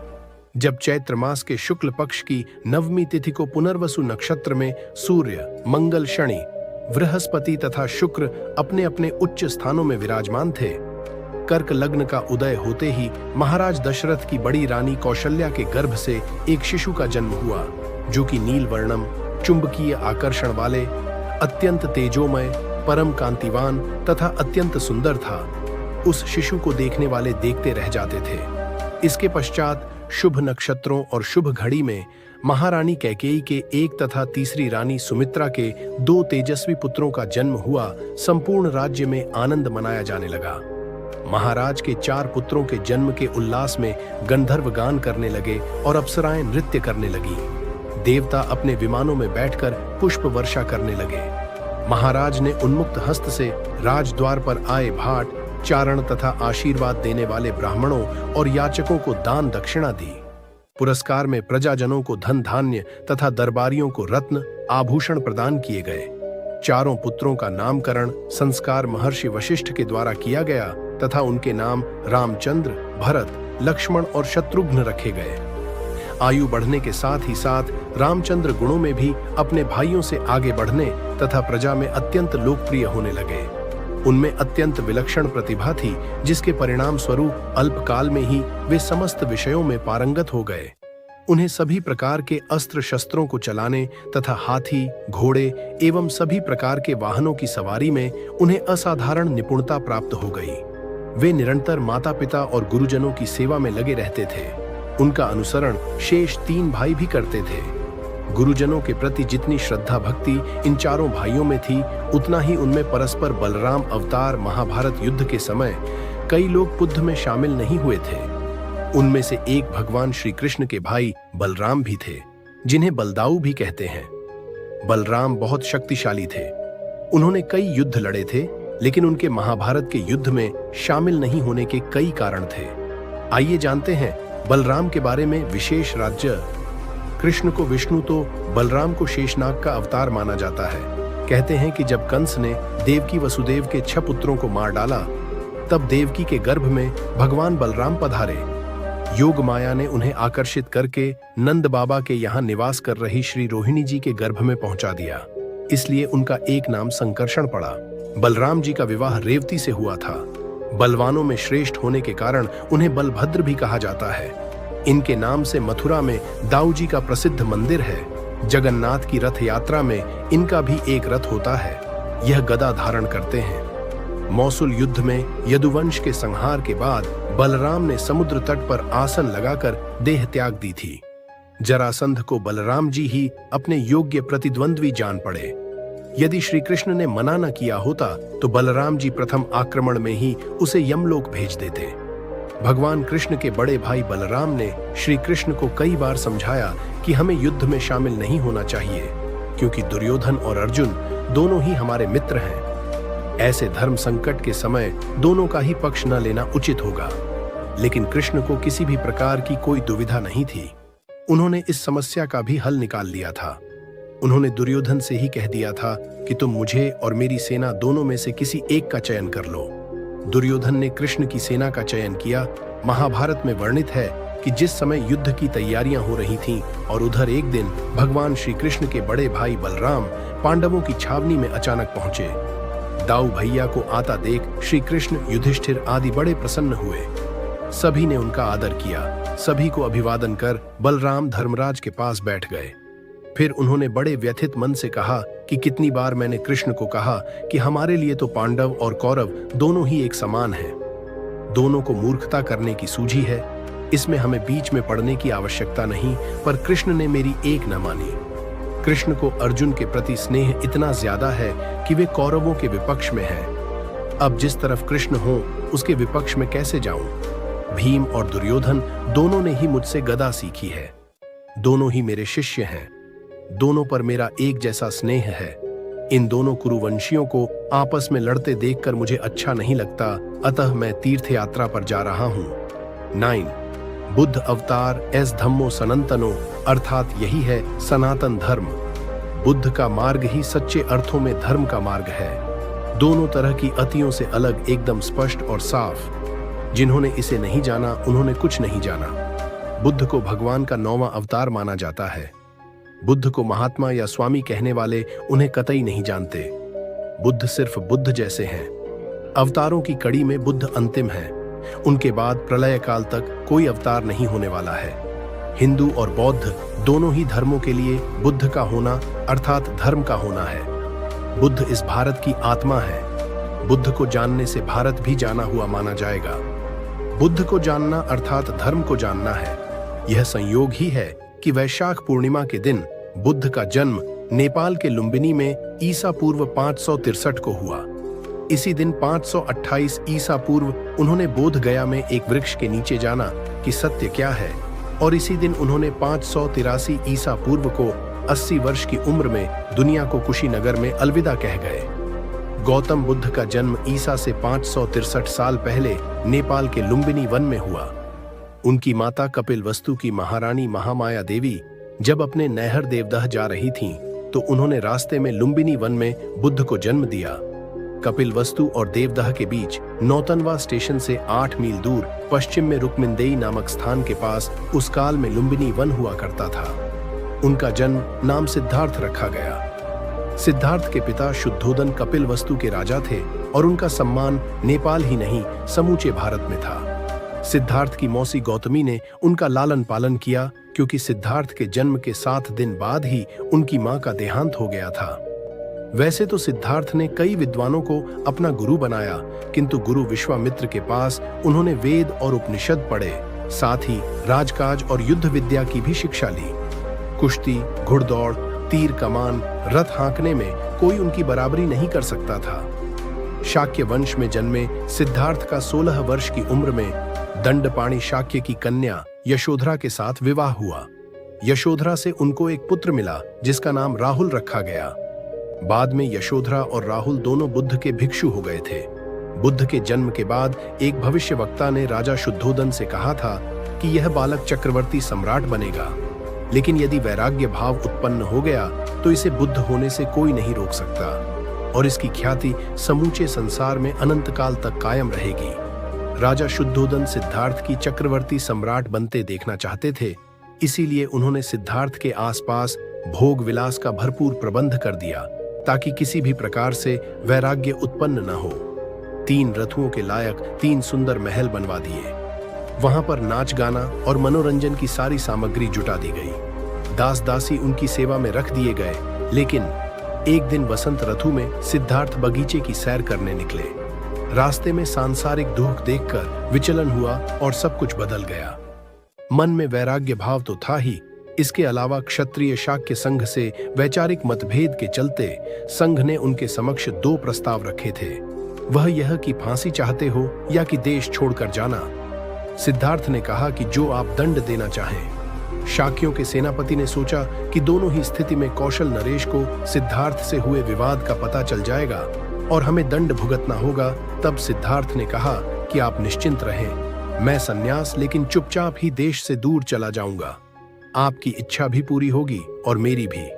तब आधी रात को सिद्धार्थ ने अपनी पत्नी यशोधरा और बेटे राहुल को देखा जो सो रहे थे। दोनों के मस्तक पर हाथ रखा और फिर धीरे से किवाड़ खोलकर महल से बाहर निकले और घोड़े पर सवार हो गए। रातों रात वे 30 योजन दूर गोरखपुर के पास अमोना नदी के तट पर जा पहुंचे। वहां उन्होंने अपने राजसी वस्त्र उतारे और केश काटकर खुद को संन्यस्त कर दिया। उस वक्त उनकी आयु थी 29 वर्ष। जंगल जंगल और नगर नगर सिद्धार्थ भिक्षाटन करते और जब जो साधु या सिद्ध मिल जाता उससे योग साधना या ध्यान विधियां सीखकर कठोर तप करते। तप के दौरान वे एक वक्त सिर्फ तिल और चावल ही ग्रहण करते। फिर उन्होंने कठिन उपवास भी किए, लेकिन फिर भी उससे उन्हें कोई शांति नहीं मिली। लेकिन एक दिन वे ध्यान में बैठे थे, तभी कुछ स्त्रियां वहां से गाती हुई नगर की ओर लौट रही थीं। सिद्धार्थ ने उनका गीत सुना, वीणा के तार को ढीला मत छोड़ो।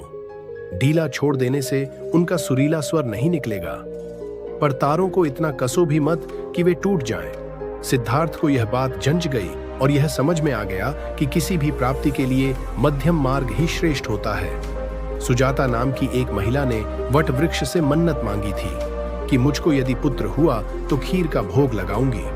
उसकी मन्नत पूरी हो गई। तब वह सोने की थाल में गाय के दूध की खीर लेकर वट वृक्ष के पास पहुंची और देखा कि सिद्धार्थ उस वट के नीचे बैठे तपस्या कर रहे हैं। सुजाता ने इसे अपना भाग्य समझा और सोचा कि वट देवता साक्षात है। तो सुजाता ने बड़े ही आदर सत्कार के साथ सिद्धार्थ को खीर भेंट की और कहा, जैसे मेरी मनोकामना पूरी हुई है, यदि तुम भी किसी मनोकामना से यहाँ बैठे हो तो तुम्हारी मनोकामना भी पूर्ण होगी। 10. कल्कि अवतार कल्कि की कथा कल्कि पुराण में आती है। इस पुराण में प्रथम मार्कंडेय जी और शुक्रदेठ जी के संवाद का वर्णन है। कलयुग का प्रारंभ हो चुका है, जिसके कारण पृथ्वी देवताओं के साथ विष्णु के सम्मुख जाकर उनसे अवतार की बात कहती है। भगवान विष्णु के अंश रूप में ही उत्तर प्रदेश के संभल गांव में कल्कि भगवान का जन्म होता है।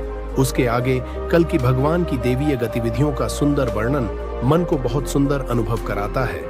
भगवान कालवे विवाह के उद्देश्य से सिंहल द्वीप जाते हैं। वहां जल क्रीड़ा के दौरान राजकुमारी पद्मावती से परिचय होता है। देवी पद्मिनी का विवाह कल्कि भगवान के साथ ही होगा, अन्य कोई भी उसका पात्र नहीं होगा। अगर आप कल्कि के पुराण के बारे में संपूर्ण जानकारी जानना चाहते हैं कि किस प्रकार प्रभु का जन्म हुआ और कहां पर उन्हें शिक्षा ग्रहण की, कहां पर क्या क्या घटना हुई, कहां कहां पर उनका युद्ध हुआ और कैसे कलयुग का अंत हुआ, तो संपूर्ण कल्कि पुराण हमने चैनल पर पहले से अपलोड कर दिया, जाकर देखें। कल्कि भगवान पद्मिनी को साथ लेकर संभल गांव में लौट आए। विश्वकर्मा के द्वारा उसका अतीकिक तथा दिव्य नगरी के रूप में निर्माण हुआ। हरिद्वार में कल्कि जी ने मुनियों से मिलकर सूर्यवंश का और भगवान राम का चरित्र वर्णन किया। बाद में राशिध्वज का कल्कि से युद्ध और उन्हें अपने घर ले जाने का वर्णन है, जहां वह अपनी प्राणप्रिय पुत्री रमा का विवाह कल्कि भगवान से करते हैं। उसके बाद इसमें नारद जी आगमन, विष्णुयारा का नारद जी से मोक्ष विषयक प्रश्नोत्तर, रुक्मिणी व्रत का प्रसंग और अंत में लोक में सतयुग की स्थापना के प्रसंग को वर्णित किया गया है। वह शुकदेव जी की कथा का गान करते हैं। अंत में दैत्यों के गुरु शुक्राचार्य की पुत्री देवयानी और शर्मिष्ठा की कथा है। इस पुराण में मुनियों द्वारा कचित श्री भगवती गंगा स्तव का वर्णन भी किया गया है। 5 लक्षणों से युक्त यह पुराण संसार को आनंद प्रदान करने वाला है। पुराणों में कल्कि अवतार के कलयुग के अंतिम चरण में आने की भविष्यवाणी की गई है। अभी कलयुग का प्रथम चरण ही चल रहा है, लेकिन अभी से ही कल्कि अवतार के नाम पर पूजा पाठ और कर्मकांड शुरू हो चुके हैं। कुछ संगठनों का दावा है कि कल्कि अवतार के प्रकट होने का समय नजदीक आ गया है और कुछ का दावा है कि कल्कि अवतार हो चुका है। कल्कि अवतार को लेकर हिंदुओं में यह भ्रम और मतभेद क्यों है? क्या शंकराचार्य इसे स्पष्ट करने की जिम्मेदारी नहीं रखते हैं? वर्तमान में भगवान कल्कि के नाम पर उत्तर प्रदेश में संभल ग्राम में एक मंदिर बना है। उनके नाम पर दिल्ली आदि क्षेत्रों में ऑडियो, वीडियो, सीडी, पुस्तक आदि साहित्य सामग्री का विकास कर प्रचार प्रसार किया जा रहा है। उनके नाम की आरती, चालीसा, पुराण आदि मिलते हैं। उत्तर प्रदेश में सक्रिय कल्कि वाटिका नामक संगठन का दावा है कि कल्कि अवतार के प्रकट होने का समय नजदीक आ गया है। इन लोगों का मानना है कि देवी जगत में कल्कि अवतार हो गया है। स्वप्न, जागृत और वाणी अनुभवों द्वारा वे भक्तों को संदेश दे रहे हैं। उनकी महाशक्तियां भक्तों की रक्षा के लिए इस जगत में चारों ओर फैल चुकी हैं। अब बस उनका केवल प्राकट्य शेष है। इसका तार्किक आधार यह है कि अवतार किसी समय सीमा में बंधा नहीं होता। उसके प्राकट्य के अपने मापदंड होते हैं। हिंदू धर्म के पतन का एक मुख्य कारण यह है कि हर वह कार्य किया जा रहा है जिसका वेदों में उल्लेख नहीं मिलता है। हिंदुओं के एकमात्र धर्म ग्रंथ है वेद, वेदों का सार है उपनिषद और उपनिषदों का सार है गीता। इतिहास ग्रंथ महाभारत का एक हिस्सा है गीता। रामायण, पुराण और स्मृतियां भी इतिहास और व्यवस्था को उल्लेखित करने वाले ग्रंथ है, धर्म ग्रंथ नहीं। पुराणों में बताया गया है कि कलयुग के अंत में भगवान कल्कि अवतरित होंगे। वे एक सफेद घोड़े पर बैठकर आएंगे और राक्षसों का नाश कर देंगे। भगवान विष्णु भक्त वत्सल हैं, भाव के भगवान हैं, भक्तों के भाव को समझते हैं। युग युग में भक्तों के कल्याण हेतु ही 10 अवतार धारण करते हैं। अध्याय 6 कलयुग का अंत होने के लक्षण। मानव समाज में बहुत से पुरुष और महिलाएं संतान उत्पन्न करने में असमर्थ होंगे। काम, वासना, स्वार्थ और धन की लालच में बेटे अपने माता पिता की हत्या कर देंगे। संयुक्त परिवार पूरी तरह समाप्त हो जाएंगे और पति पत्नी तक अलग घरों में रहेंगे। बुजुर्ग माता पिता को घर से निकाल दिया जाएगा और उन्हें वृद्धाश्रम में रहना पड़ेगा। लोग हमेशा बीमार रहेंगे और दवाइयों के सहारे ही जीवन बिताएंगे। समाज में मांसाहार, शराब, तंबाकू और नशा करने वालों की संख्या बहुत बढ़ जाएगी। गर्भपात और भ्रूण हत्या आम बात हो जाएगी। एक से अधिक पत्नियां रखने का चलन बढ़ेगा। पति पत्नी के बीच पवित्रता नहीं रहेगी। लोग भगवान की पूजा नहीं करेंगे। बेटे माता पिता को पिंडदान नहीं देंगे। अंतिम संस्कार की जिम्मेदारी विधवा महिलाओं पर आ जाएगी।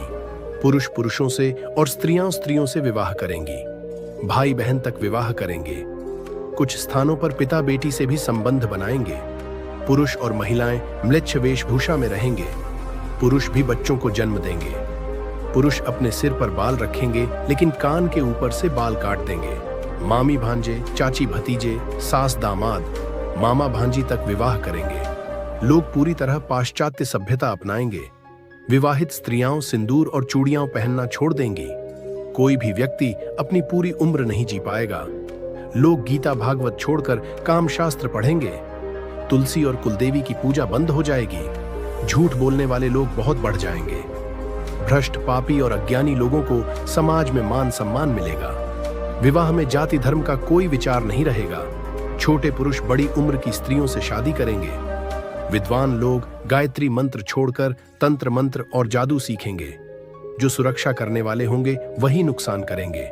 वेद और धर्म का मार्ग लुप्त हो जाएगा।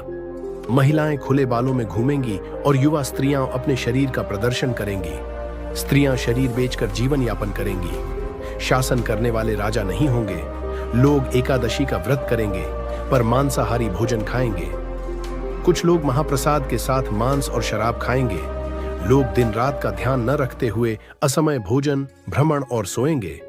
असमय संबंध बनाने के कारण गर्भ में ही बच्चे की मृत्यु होगी। लड़के लड़कियां छिपकर गर्भपात करवाएंगे। पुरुष पराई स्त्रियों का हरण कर उनसे संबंध बनाएंगे। हर घर में अशांति का वातावरण रहेगा। प्रकृति में भी गंभीर बदलाव आएंगे। आधी रात को कोयल गाएगी। आम और नीम के पेड़ों में असमय फूल और फल लगेंगे। वृक्षों में मौसम से विपरीत फल फूल आएंगे। बांस में धान उगेगा। खेतों में कीड़े लगेंगे। कहीं फसल बहुत अधिक और कहीं बहुत कम होगी, जिससे अनाज की भारी कमी होगी। जगह जगह अकाल और दुर्भिक्ष फैलेगा। वज्रपात से बड़ी संख्या में लोग और जानवर मरेंगे। गौ माता की अकाल मृत्यु होगी। कई नई और अनजानी बीमारियां फैलेंगी। पृथ्वी पर 64 प्रकार की महामारियां फैलेंगी। मौसम अचानक बदलते रहेंगे और केवल 13 दिनों में 6 ऋतुओं का अनुभव होगा। नदियों में असमय बाढ़ आएगी। सूर्य की किरणें 10 गुना तेज होंगी। दिन में कोहरा छा जाएगा। बार बार तूफान आएंगे और समुद्र अपनी सीमा लांघेगा। मरुस्थलों में बाढ़ आएगी। पहाड़ों की चोटियों तक पानी पहुंच जाएगा। जलचर और समुद्री जीव बड़ी संख्या में मरेंगे। जंगली जानवर शहरों में आकर लोगों को नुकसान पहुंचाएंगे। उत्तर और दक्षिण ध्रुव की बर्फ पिघलने लगेगी। जंगलों में आग से करोड़ों जीव जल जाएंगे। पूरी धरती पर बार बार भूकंप आएंगे। दिन में सियार रोएंगे। मुर्गे के मुकुट का रंग बदल जाएगा। वैशाख में कमल खिलेंगे। चारों दिशाओं में धुआं दिखाई देगा। समतल और पहाड़ी क्षेत्रों में बादल फटेंगे। हर महीने पृथ्वी के किसी न किसी हिस्से में तूफान और चक्रवात आएंगे। बहुत सारी सुप्त ज्वालामुखियां जागृत हो जाएंगी। सूर्य और चंद्रमा की गति में भी परिवर्तन होगा। चांद की रोशनी मंद पड़ जाएगी। सूर्य की किरणें और तेज हो जाएंगी। एक ही दिन में अमावस्या, पूर्णिमा और संक्रांति होंगी। ग्रहों की चाल में उलटफेर होगी। सूर्य चंद्र के चारों ओर मंडल दिखेगा। 1 सप्ताह तक अंधकार रहेगा।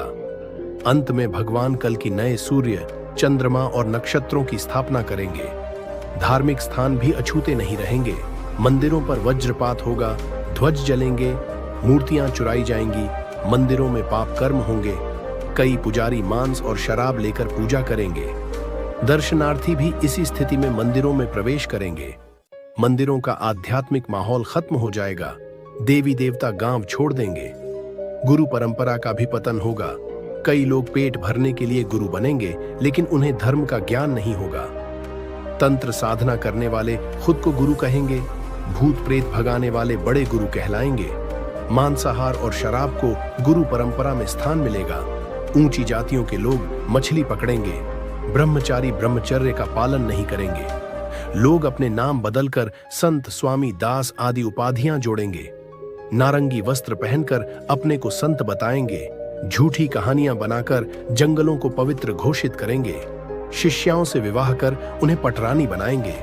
खुद को भगवान का अवतार कहेंगे, नकली चक्र शंख दिखाकर कल की अवतार होने का दावा करेंगे, गुरु कहलाकर शिष्यों की स्त्रियों के साथ संबंध बनाएंगे, शिष्या को गोपी कहकर अपनी वासना पूरी करेंगे, लोगों को मोक्ष का लालच देकर चरण सेवा करवाएंगे, जटा बांधकर संत कहलाएंगे, अनपढ़ और आलसी लोग खुद को दास बताकर लोगों को ठगेंगे, गुरु अमीर शिष्यों को चुनकर उनकी संपत्ति से ऐश करेंगे, सोना चांदी जैसी दक्षिणा लेकर बैकुंठ का झूठा वादा करेंगे, सुंदर स्त्रियों को अपने जाल में फंसाकर वासना की पूर्ति करेंगे। इस प्रकार युग के अंत में संसार में बहुत सारे परिवर्तन होंगे और उलट-पलट चीजें होने लगेंगी।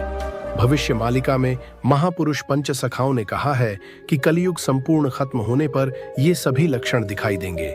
आज लगभग सभी लक्षण हमें दिखने भी लगे हैं। इनमें से कुछ ही लक्षणों के प्रमाण मिलने बाकी हैं।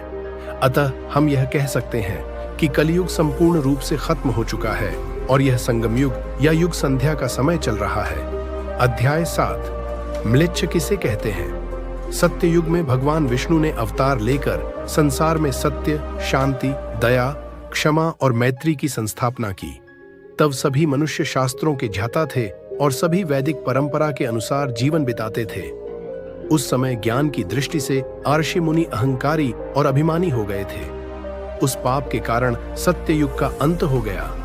त्रेता युग में भगवान श्री राम ने अवतार लिया और तब लोगों ने यज्ञ आदि पुण्य कर्म के माध्यम से भगवान श्री राम का अंग संग लाभ किया। त्रेता युग के अंत में उन्होंने रावण जैसे महापापियों का विनाश कर दिया और अंत में खंड प्रलय हुआ। पुनः मनुष्य त्रेता युग से द्वापर युग में आए और गोलोक धाम के भक्त भगवान श्री कृष्ण का सान्निध्य प्राप्त करते हुए प्रभु जी के साथ ही गोलोक वैकुंठ धाम को लौट आए। जब भगवान श्री कृष्ण ने अपनी लीला समाप्त की, उस समय कलियुग को 1200 वर्ष भोग हो चुका था और कली अपनी काया के प्रभाव में फैला हुआ था। भागवत में इससे संबंधित एक लोक है। जब माघ नक्षत्र में सप्त आर्षि विचरण कर रहे थे, तब कलियुग को 1200 साल भोग हो चुका था। इसके बाद महाराजा परीक्षित की मृत्यु हुई और फिर पूर्ण कलियुग शुरू हुआ। कली ने पूरे ब्रह्मांड में अपना प्रभाव फैलाया। इस युग में लोग लालच, मोह, काम, क्रोध, अहंकार, विषयासक्ति और आलस्य जैसे दुर्गुणों के अधीन हो जाएंगे। भले ही लोगों को शाखों, पुराणों और वेदों का ज्ञान होगा, पर वे शास्त्र विरोधी और वेद विरोधी कार्य करेंगे। जो धर्म को गलत समझते हैं, वेदों का विरोध करते हैं, पशु हत्या जैसे पाप करते हैं, मादक द्रव्य का सेवन करते हैं, देवताओं का विरोध करते हैं, वे कलियुग में म्लेच्छ कहलाते हैं।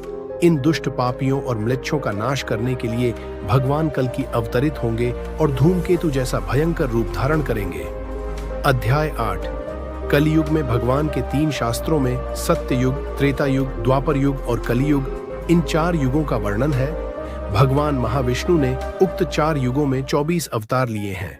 उन अवतारों के नाम हैं कुमार अवतार, सनक, सनंदन, सनातन और सनत कुमार, यज्ञेश्वर, वराह, नारद अवतार, नरनारायण अवतार, कपिल अवतार, दत्तात्रेय अवतार, यज्ञ रूप अवतार, ऋषभ अवतार, पृथु अवतार, हंस अवतार, मीन अवतार, चक्रधर अवतार, कूर्म अवतार, धन्वंतरी अवतार, मोहिनी अवतार, नरसिंह अवतार, वामन अवतार, परशुराम अवतार, वेदव्यास अवतार, श्री राम अवतार, बलराम अवतार, बुद्ध अवतार, कल्कि अवतार।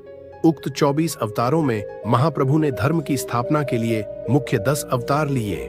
वे हैं कलियुग में भक्तों के प्राणनाथ प्रभु श्री नारायण 3 बार धराधाम पर अवतीर्ण होंगे।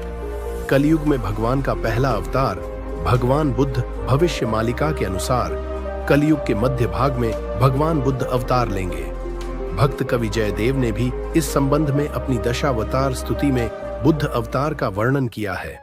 जब राजा, महाराजा और प्रजा अन्याय, अनीति और जीव हत्या के पापों में पूरी तरह लिप्त हो गए, तब भगवान ने उन सब का परिवर्तन करने और सत्य सनातन धर्म संस्थापना के लिए कीकट प्रदेश में बुद्ध अवतार लिया। कलियुग में भगवान का दूसरा अवतार भगवान चैतन्य महाप्रभु कलियुग में दूसरे अवतार के रूप में भगवान ने श्री चैतन्य के नाम से नदिया नवद्वीप ग्राम में जन्म लिया और भगवान विष्णु के महामंत्र का पूरे विश्व में प्रचार किया। साथ ही जीव हत्या का विरोध करते हुए वैष्णव धर्म को धराधाम में पुनर्जीवित किया। भगवान चैतन्य ने नाम संकीर्तन की महिमा और अहिंसा धर्म का प्रचार करने के साथ साथ भक्ति और प्रेम के माध्यम से भगवान तक पहुंचने का विशेष और स्वतंत्र मार्ग दिखाया। वास्तव में उनका यही उपदेश प्रतिमा पूजन और श्रीमद् भागवत पाठ और भक्ति का सार है। देव कलियुग में भगवान का तीसरा अवतार भगवान कल की भविष्य मालिका तथा विभिन्न शास्त्रों में यह उल्लेख किया गया है कि कलियुग के 5000 वर्ष बीत जाने के बाद भगवान कल की इस धराधाम में अवतरित होंगे। अभी कलियुग का 5125वां वर्ष चल रहा है। इस महत्वपूर्ण तथ्य के आधार पर हमें यह समझना होगा कि कलियुग समाप्त हो गया है। अब मानव समाज संगम युग में निवास कर रहा है और वह शीघ्र ही भगवान कल की देव द्वारा धर्म संस्थापना देखेगा। संबल ग्राम के प्रमुख ब्राह्मण के घर में जो भगवान विष्णु का यश गान करते होंगे, भगवान कल की जन्म ग्रहण करेंगे। पापियों और म्लेच्छों का विनाश करने के लिए प्रभु धराधाम में मानव शरीर में अवतार लेंगे। अध्याय 9 कलियुग के पूरा होने के संबंध में श्री जगन्नाथ के क्षेत्र से मिले संकेत महात्मा पंचसखाओं ने भविष्य मालिका की रचना भगवान निराकार के निर्देश से की थी। भविष्य मालिका में मुख्य रूप से कलियुग के पतन के विषय में सामाजिक, भौतिक और भौगोलिक परिवर्तनों के लक्षणों का वर्णन किया गया है। शास्त्रों में उल्लेख के अतिरिक्त श्री जगन्नाथ जी के मुख्य क्षेत्र को आदि वैकुंठ बताया गया है। 5000 वर्ष के कलियुग के बाद पंचसखाओं ने भक्तों के मन से संशय को दूर करने के लिए बताया कि भगवान की इच्छा के अनुसार श्री जगन्नाथ जी के नीलाचल क्षेत्र से विभिन्न संकेत प्रकट होंगे, जिनसे भक्तों को कलियुग की आयु के अंत और भगवान कल्कि के अवतरण के बारे में पूरी तरह से पता चल जाएगा। ये सारे तथ्य नीचे दिए गए गीत से हम समझ सकते हैं। महात्मा अच्युतानंद जी ने उपरोक्त श्लोक में महाप्रभु श्री जगन्नाथ के प्रथम सेवक और सनातन धर्म के ठाकुर राजा चौथे दिव्य सिंह देव के विषय में वर्णन किया है। महापुरुष ने इसका भी उल्लेख किया कि जगन्नाथ के क्षेत्र में राजा इंद्रद्युम्न की परंपरा के अनुसार अलग अलग समय में अलग अलग राजा जगन्नाथ के क्षेत्र के प्रभारी थे। जब चौथे दिव्य सिंह देव कार्यभार संभालेंगे तो 5000 साल बीत चुके होंगे। इससे महापुरुष अच्युतानंद ने 2 बातें सिद्ध की।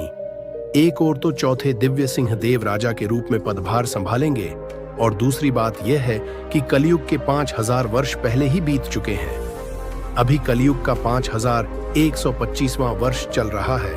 महात्मा अच्युतानंद ने मालिका में लिखा कि जब चौथे दिव्य सिंह देव सत्ता में होंगे तो वही कलियुग के अंत का प्रमाण होगा।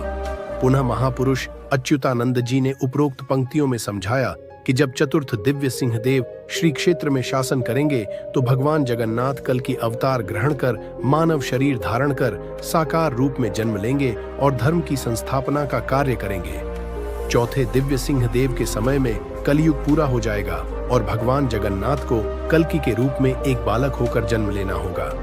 अच्युतानंद जी मालिका की पवित्रता और सच्चाई की घोषणा कर भक्तों के मन में भक्ति और विश्वास को सजीव करते हुए कहते हैं कि सूरज पश्चिम दिशा में उदय हो सकता है और पर्वत की चोटी पर कमल खिल सकता है, लेकिन मेरे द्वारा लिखी वाणी कभी गलत सिद्ध नहीं होगी।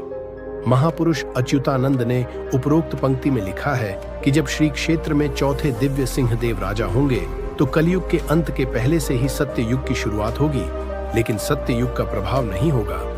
एक बार फिर एक और पंचसखा महात्मा जगन्नाथ दास जी, जो मां राधा रानी की हंसी से अवतरित हुए थे, ने भी वज्रकंठ में घोषणा की। श्री जगन्नाथ दास जी ने लिखा है कि इस जगन्नाथ क्षेत्र के पहले राजा श्री पुरुषोत्तम देव होंगे।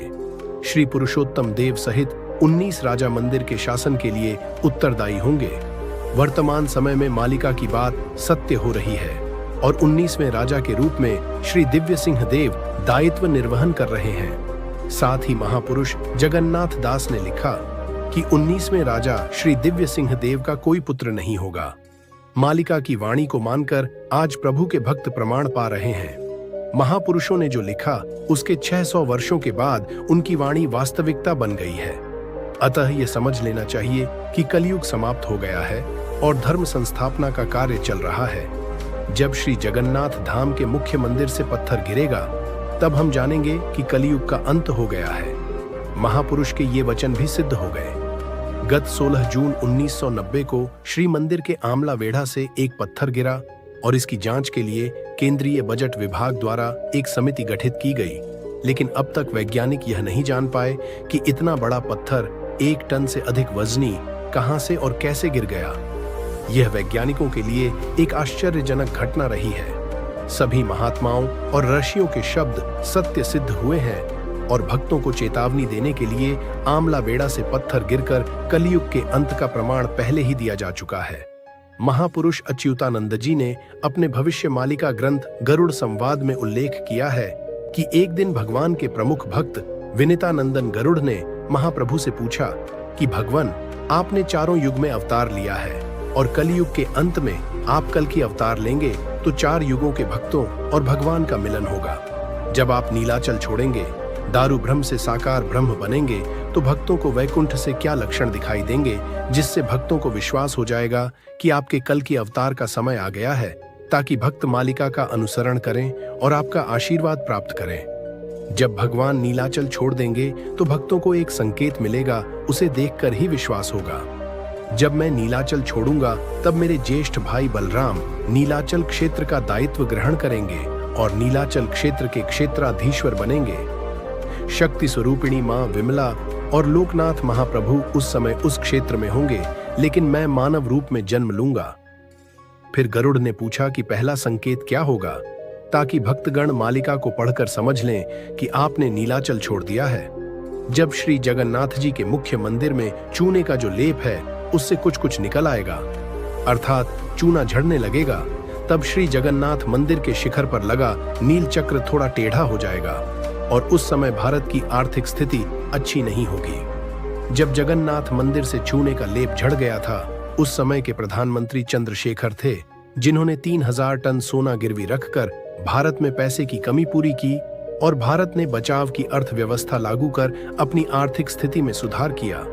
मालिका की उपरोक्त पंक्ति से सिद्ध होता है कि महापुरुष अच्युतानंद जी द्वारा आज से 600 वर्ष पूर्व कथित बातें सिद्ध हो चुकी हैं। महाप्रभु श्री कृष्ण दूसरे संकेत के बारे में बताते हैं। इन पंक्तियों का भावार्थ यह है कि जब आमला बेड़ा से पत्थर गिरेगा, तब अरुण, सूर्यपुत्र अरुण, स्तंभ के ऊपर बाज पक्षी अथवा गिद्ध बैठ जाएगा। यह सत्य सिद्ध हुआ और जिस समय आमला बेड़ा से पत्थर गिरा, उस समय अरुण स्तंभ पर गिद्ध पक्षी भी बैठा। हमारी शास्त्रीय परंपरा के अनुसार यदि किसी घर पर गिद्ध पक्षी बैठ जाए तो उस घर में रहने वाले लोगों पर यह आगामी संकट का संकेत होता है। उसी प्रकार श्री जगन्नाथ मंदिर के अरुण स्तंभ पर बैठे गिद्ध पक्षी का दिखना संपूर्ण विश्व के मनुष्यों के लिए बड़े संकट का लक्षण है। यह कलयुग के अंत और धर्म की स्थापना का पहला संकेत माना जाता है। फिर महापुरुष अच्युतानंद ने भक्त शिरोमणि गरुड़ जी को बताया। गरुड़ जी पूछते हैं, भगवान, जब आप कल की रूप में धरावतरण करेंगे तो मैं आपसे कहाँ मिल सकूंगा? कैसे मैं आपका दर्शन प्राप्त करूंगा और स्वयं को आपकी सेवा में समर्पित करूंगा? महाप्रभु ने उत्तर देते हुए कहा, हे गरुड़, मैं आपको वहां मिलूंगा जहां ब्रह्मा का शुभ स्तंभ है, जिसे पृथ्वी का सूर्य स्तंभ माना जाता है और जो पृथ्वी का केंद्र कहलाता है। कलयुग के समाप्त होने, भगवान कल्कि के जन्म के विषय में और श्री मंदिर में मिले अन्य संकेतों के बारे में उल्लेख किया है। जब मैं नीलाचल को छोड़ दूंगा तो मेरे रख जड़ित सिंहासन के ऊपर के रत्न जड़ित छत्र में आग लग जाएगी। मेरे श्री मंदिर के परिसर में आधी रात को चोरी होगी और दिग्गजों से पत्थर गिरेंगे। बतास तूफान के कारण नील चक्र मुड़कर टेढ़ा हो जाएगा। गिद्ध पक्षी मेरे अरुण स्तंभ पर बैठ जाएगा। श्री मंदिर के श्री जगन्नाथ क्षेत्र में ये सभी बातें घट चुकी हैं और मालिका की वाणी पूरी तरह सत्य हुई है। इससे कलयुग के पतन का संकेत प्राप्त हुआ है। फिर कलयुग गीता के दूसरे अध्याय में महापुरुष अच्युतानंद जी श्री जगन्नाथ के क्षेत्र से विशेष संकेत के विषय में बताते हैं। अर्जुन ने भगवान श्री कृष्ण से प्रश्न किया कि जब आप नीलाचल को छोड़ देंगे तो श्री क्षेत्र से क्या चिन्ह दिखाई देंगे? कृपया मुझे इसके बारे में बताएं। भगवान श्री कृष्ण उत्तर देते हुए कहते हैं, अर्जुन, जब मैं नीलाचल को छोड़ूंगा तो मेरे मंदिर के परिसर में स्थित भंडार घर की ख्याति नहीं रहेगी, जिसका अर्थ है कि खजाने यानी भंडार गृह का धन नष्ट हो जाएगा और खजाने के प्रभारी सेवक धर्म का आचरण नहीं करेंगे। जब मैं नीलाचल छोड़ूंगा तब कलयुग समाप्त हो जाएगा। जैसे ही मैं श्री क्षेत्र छोड़ूंगा, मेरे क्षेत्र में बहुत अन्याय होगा। मेरे अधीन पार्षद तरह तरह के अन्याय करके पैसा कमाएंगे और आने वाले समय में मेरे प्रधान सेवक ठीक से अपना भरण पोषण भी नहीं कर पाएंगे। इस प्रकार के अनेक परिवर्तन श्री मंदिर में होंगे। जब जगन्नाथ के रसोई घर पर बिजली गिरेगी तब कलयुग समाप्त हो जाएगा और श्री जगन्नाथ नीलाचल को छोड़कर मानव रूप धारण करेंगे। पिछले दिनों जगन्नाथ की रसोई घर पर बिजली गिरी थी। इससे यह माना जा सकता है कि श्री जगन्नाथ जी नीलाचल को छोड़कर मानव शरीर धारण कर चुके हैं। पुनः महापुरुष अच्युतानंद जी अपने ग्रंथ चौपटी पटल में जगन्नाथ क्षेत्र से एक और संकेत के बारे में वर्णन करते हैं। वे श्री कल्पवट की महिमा, श्री कल्पवट के क्षय, कलयुग के अंत और भगवान श्री जगन्नाथ के नीलाचल को छोड़कर मानव शरीर धारण करने का प्रमाण देते हुए कहते हैं, श्री मंदिर के अंदर कल्पवट भगवान के विग्रह के समान है। कल्पवट की तुलना भगवान के शरीर से की गई है। कल्पवट से कोई छोटा सा टुकड़ा भी तोड़ ले तो भगवान के शरीर को बहुत कष्ट होता है। आज कल्पवट की शाखा बार बार टूट रही है। महापुरुष की वाणी के अनुसार यदि कल्पवट की शाखा टूट जाती है तो भगवान नीलाचल को छोड़कर मनुष्य का शरीर ग्रहण कर चुके हैं। जब कल्पवट शाखा टूटेगी तो मेरे क्षेत्र में बहुत अन्याय, अनीति, अनुशासनहीनता और अराजकता फैल जाएगी। इस समय भगवान श्री जगन्नाथ मनुष्यों के अत्याचार को देखकर मंदिर त्याग कर मानव शरीर ग्रहण करेंगे। भगवान कल्कि की उम्र के 11 से 19 साल के बीच सरकार द्वारा श्री मंदिर का दायित्व संभालने के लिए नए सेवक रखे जाएंगे। मालिका की बात आज सच हो गई है, इसलिए उन्होंने एक सहृदय संत होने के नाते कलयुग के मनुष्यों को सचेत किया कि लोगों में मानसिक परिवर्तन हो, वे वैष्णव धर्म के प्रति पूर्ण समर्पित हों और अभक्ष्य भक्षण समेत अन्य दुर्गुणों का त्याग करें। महापुरुष ने कहा कि श्री जगन्नाथ जी के मुख्य मंदिर से एक विशाल पत्थर गिरेगा और दिन के समय में पत्थर पर एक उल्लू बैठेगा। ये दोनों संकेत मंदिर में पहले ही घटित हो चुके हैं। भविष्य में श्री जगन्नाथ क्षेत्र में बार बार उल्का पिंड गिरेगा, जैसा हमें महापुरुष के द्वारा रचित अनेक ग्रंथों से पता चलता है। अध्याय 10 विभिन्न शास्त्र, पुराण और भविष्य मालिका में भगवान कल्कि के अवतार से संबंधित वर्णन। भविष्य मालिका एवं शास्त्रों के अनुसार भगवान विष्णु के 10वें अवतार कल्कि अवतार संबल ग्राम में जन्म लेंगे। इस तथ्य का उल्लेख श्रीमद् भागवत, महाभारत महाकाव्य, कल्कि पुराण और पंचसखाकृत भविष्य मालिका में मिलता है। अब सबसे बड़ा प्रश्न यह है कि वह संबल ग्राम कहाँ है। शास्त्र के अनुसार तो यह स्पष्ट है कि संबल ग्राम में ही प्रभु कल्कि का अवतार होगा। आज भारत के विभिन्न भागों में अनेक लोग स्वयं को कल्कि बता रहे हैं और अपनी जन्मभूमि को संबल ग्राम मान रहे हैं, लेकिन वास्तव में भारत में केवल 2 संबल स्थानों का उल्लेख मिलता है, जिनका श्रीमद् भागवत, महाभारत के वन पर्व और पंचसखाकृत भविष्य मालिका में वर्णन किया गया है।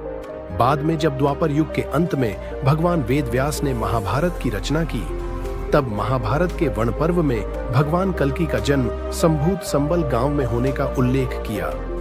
यहाँ यह साफ होता है कि पहले संबल गांव और फिर संभूत संबल गांव का उल्लेख किया गया है।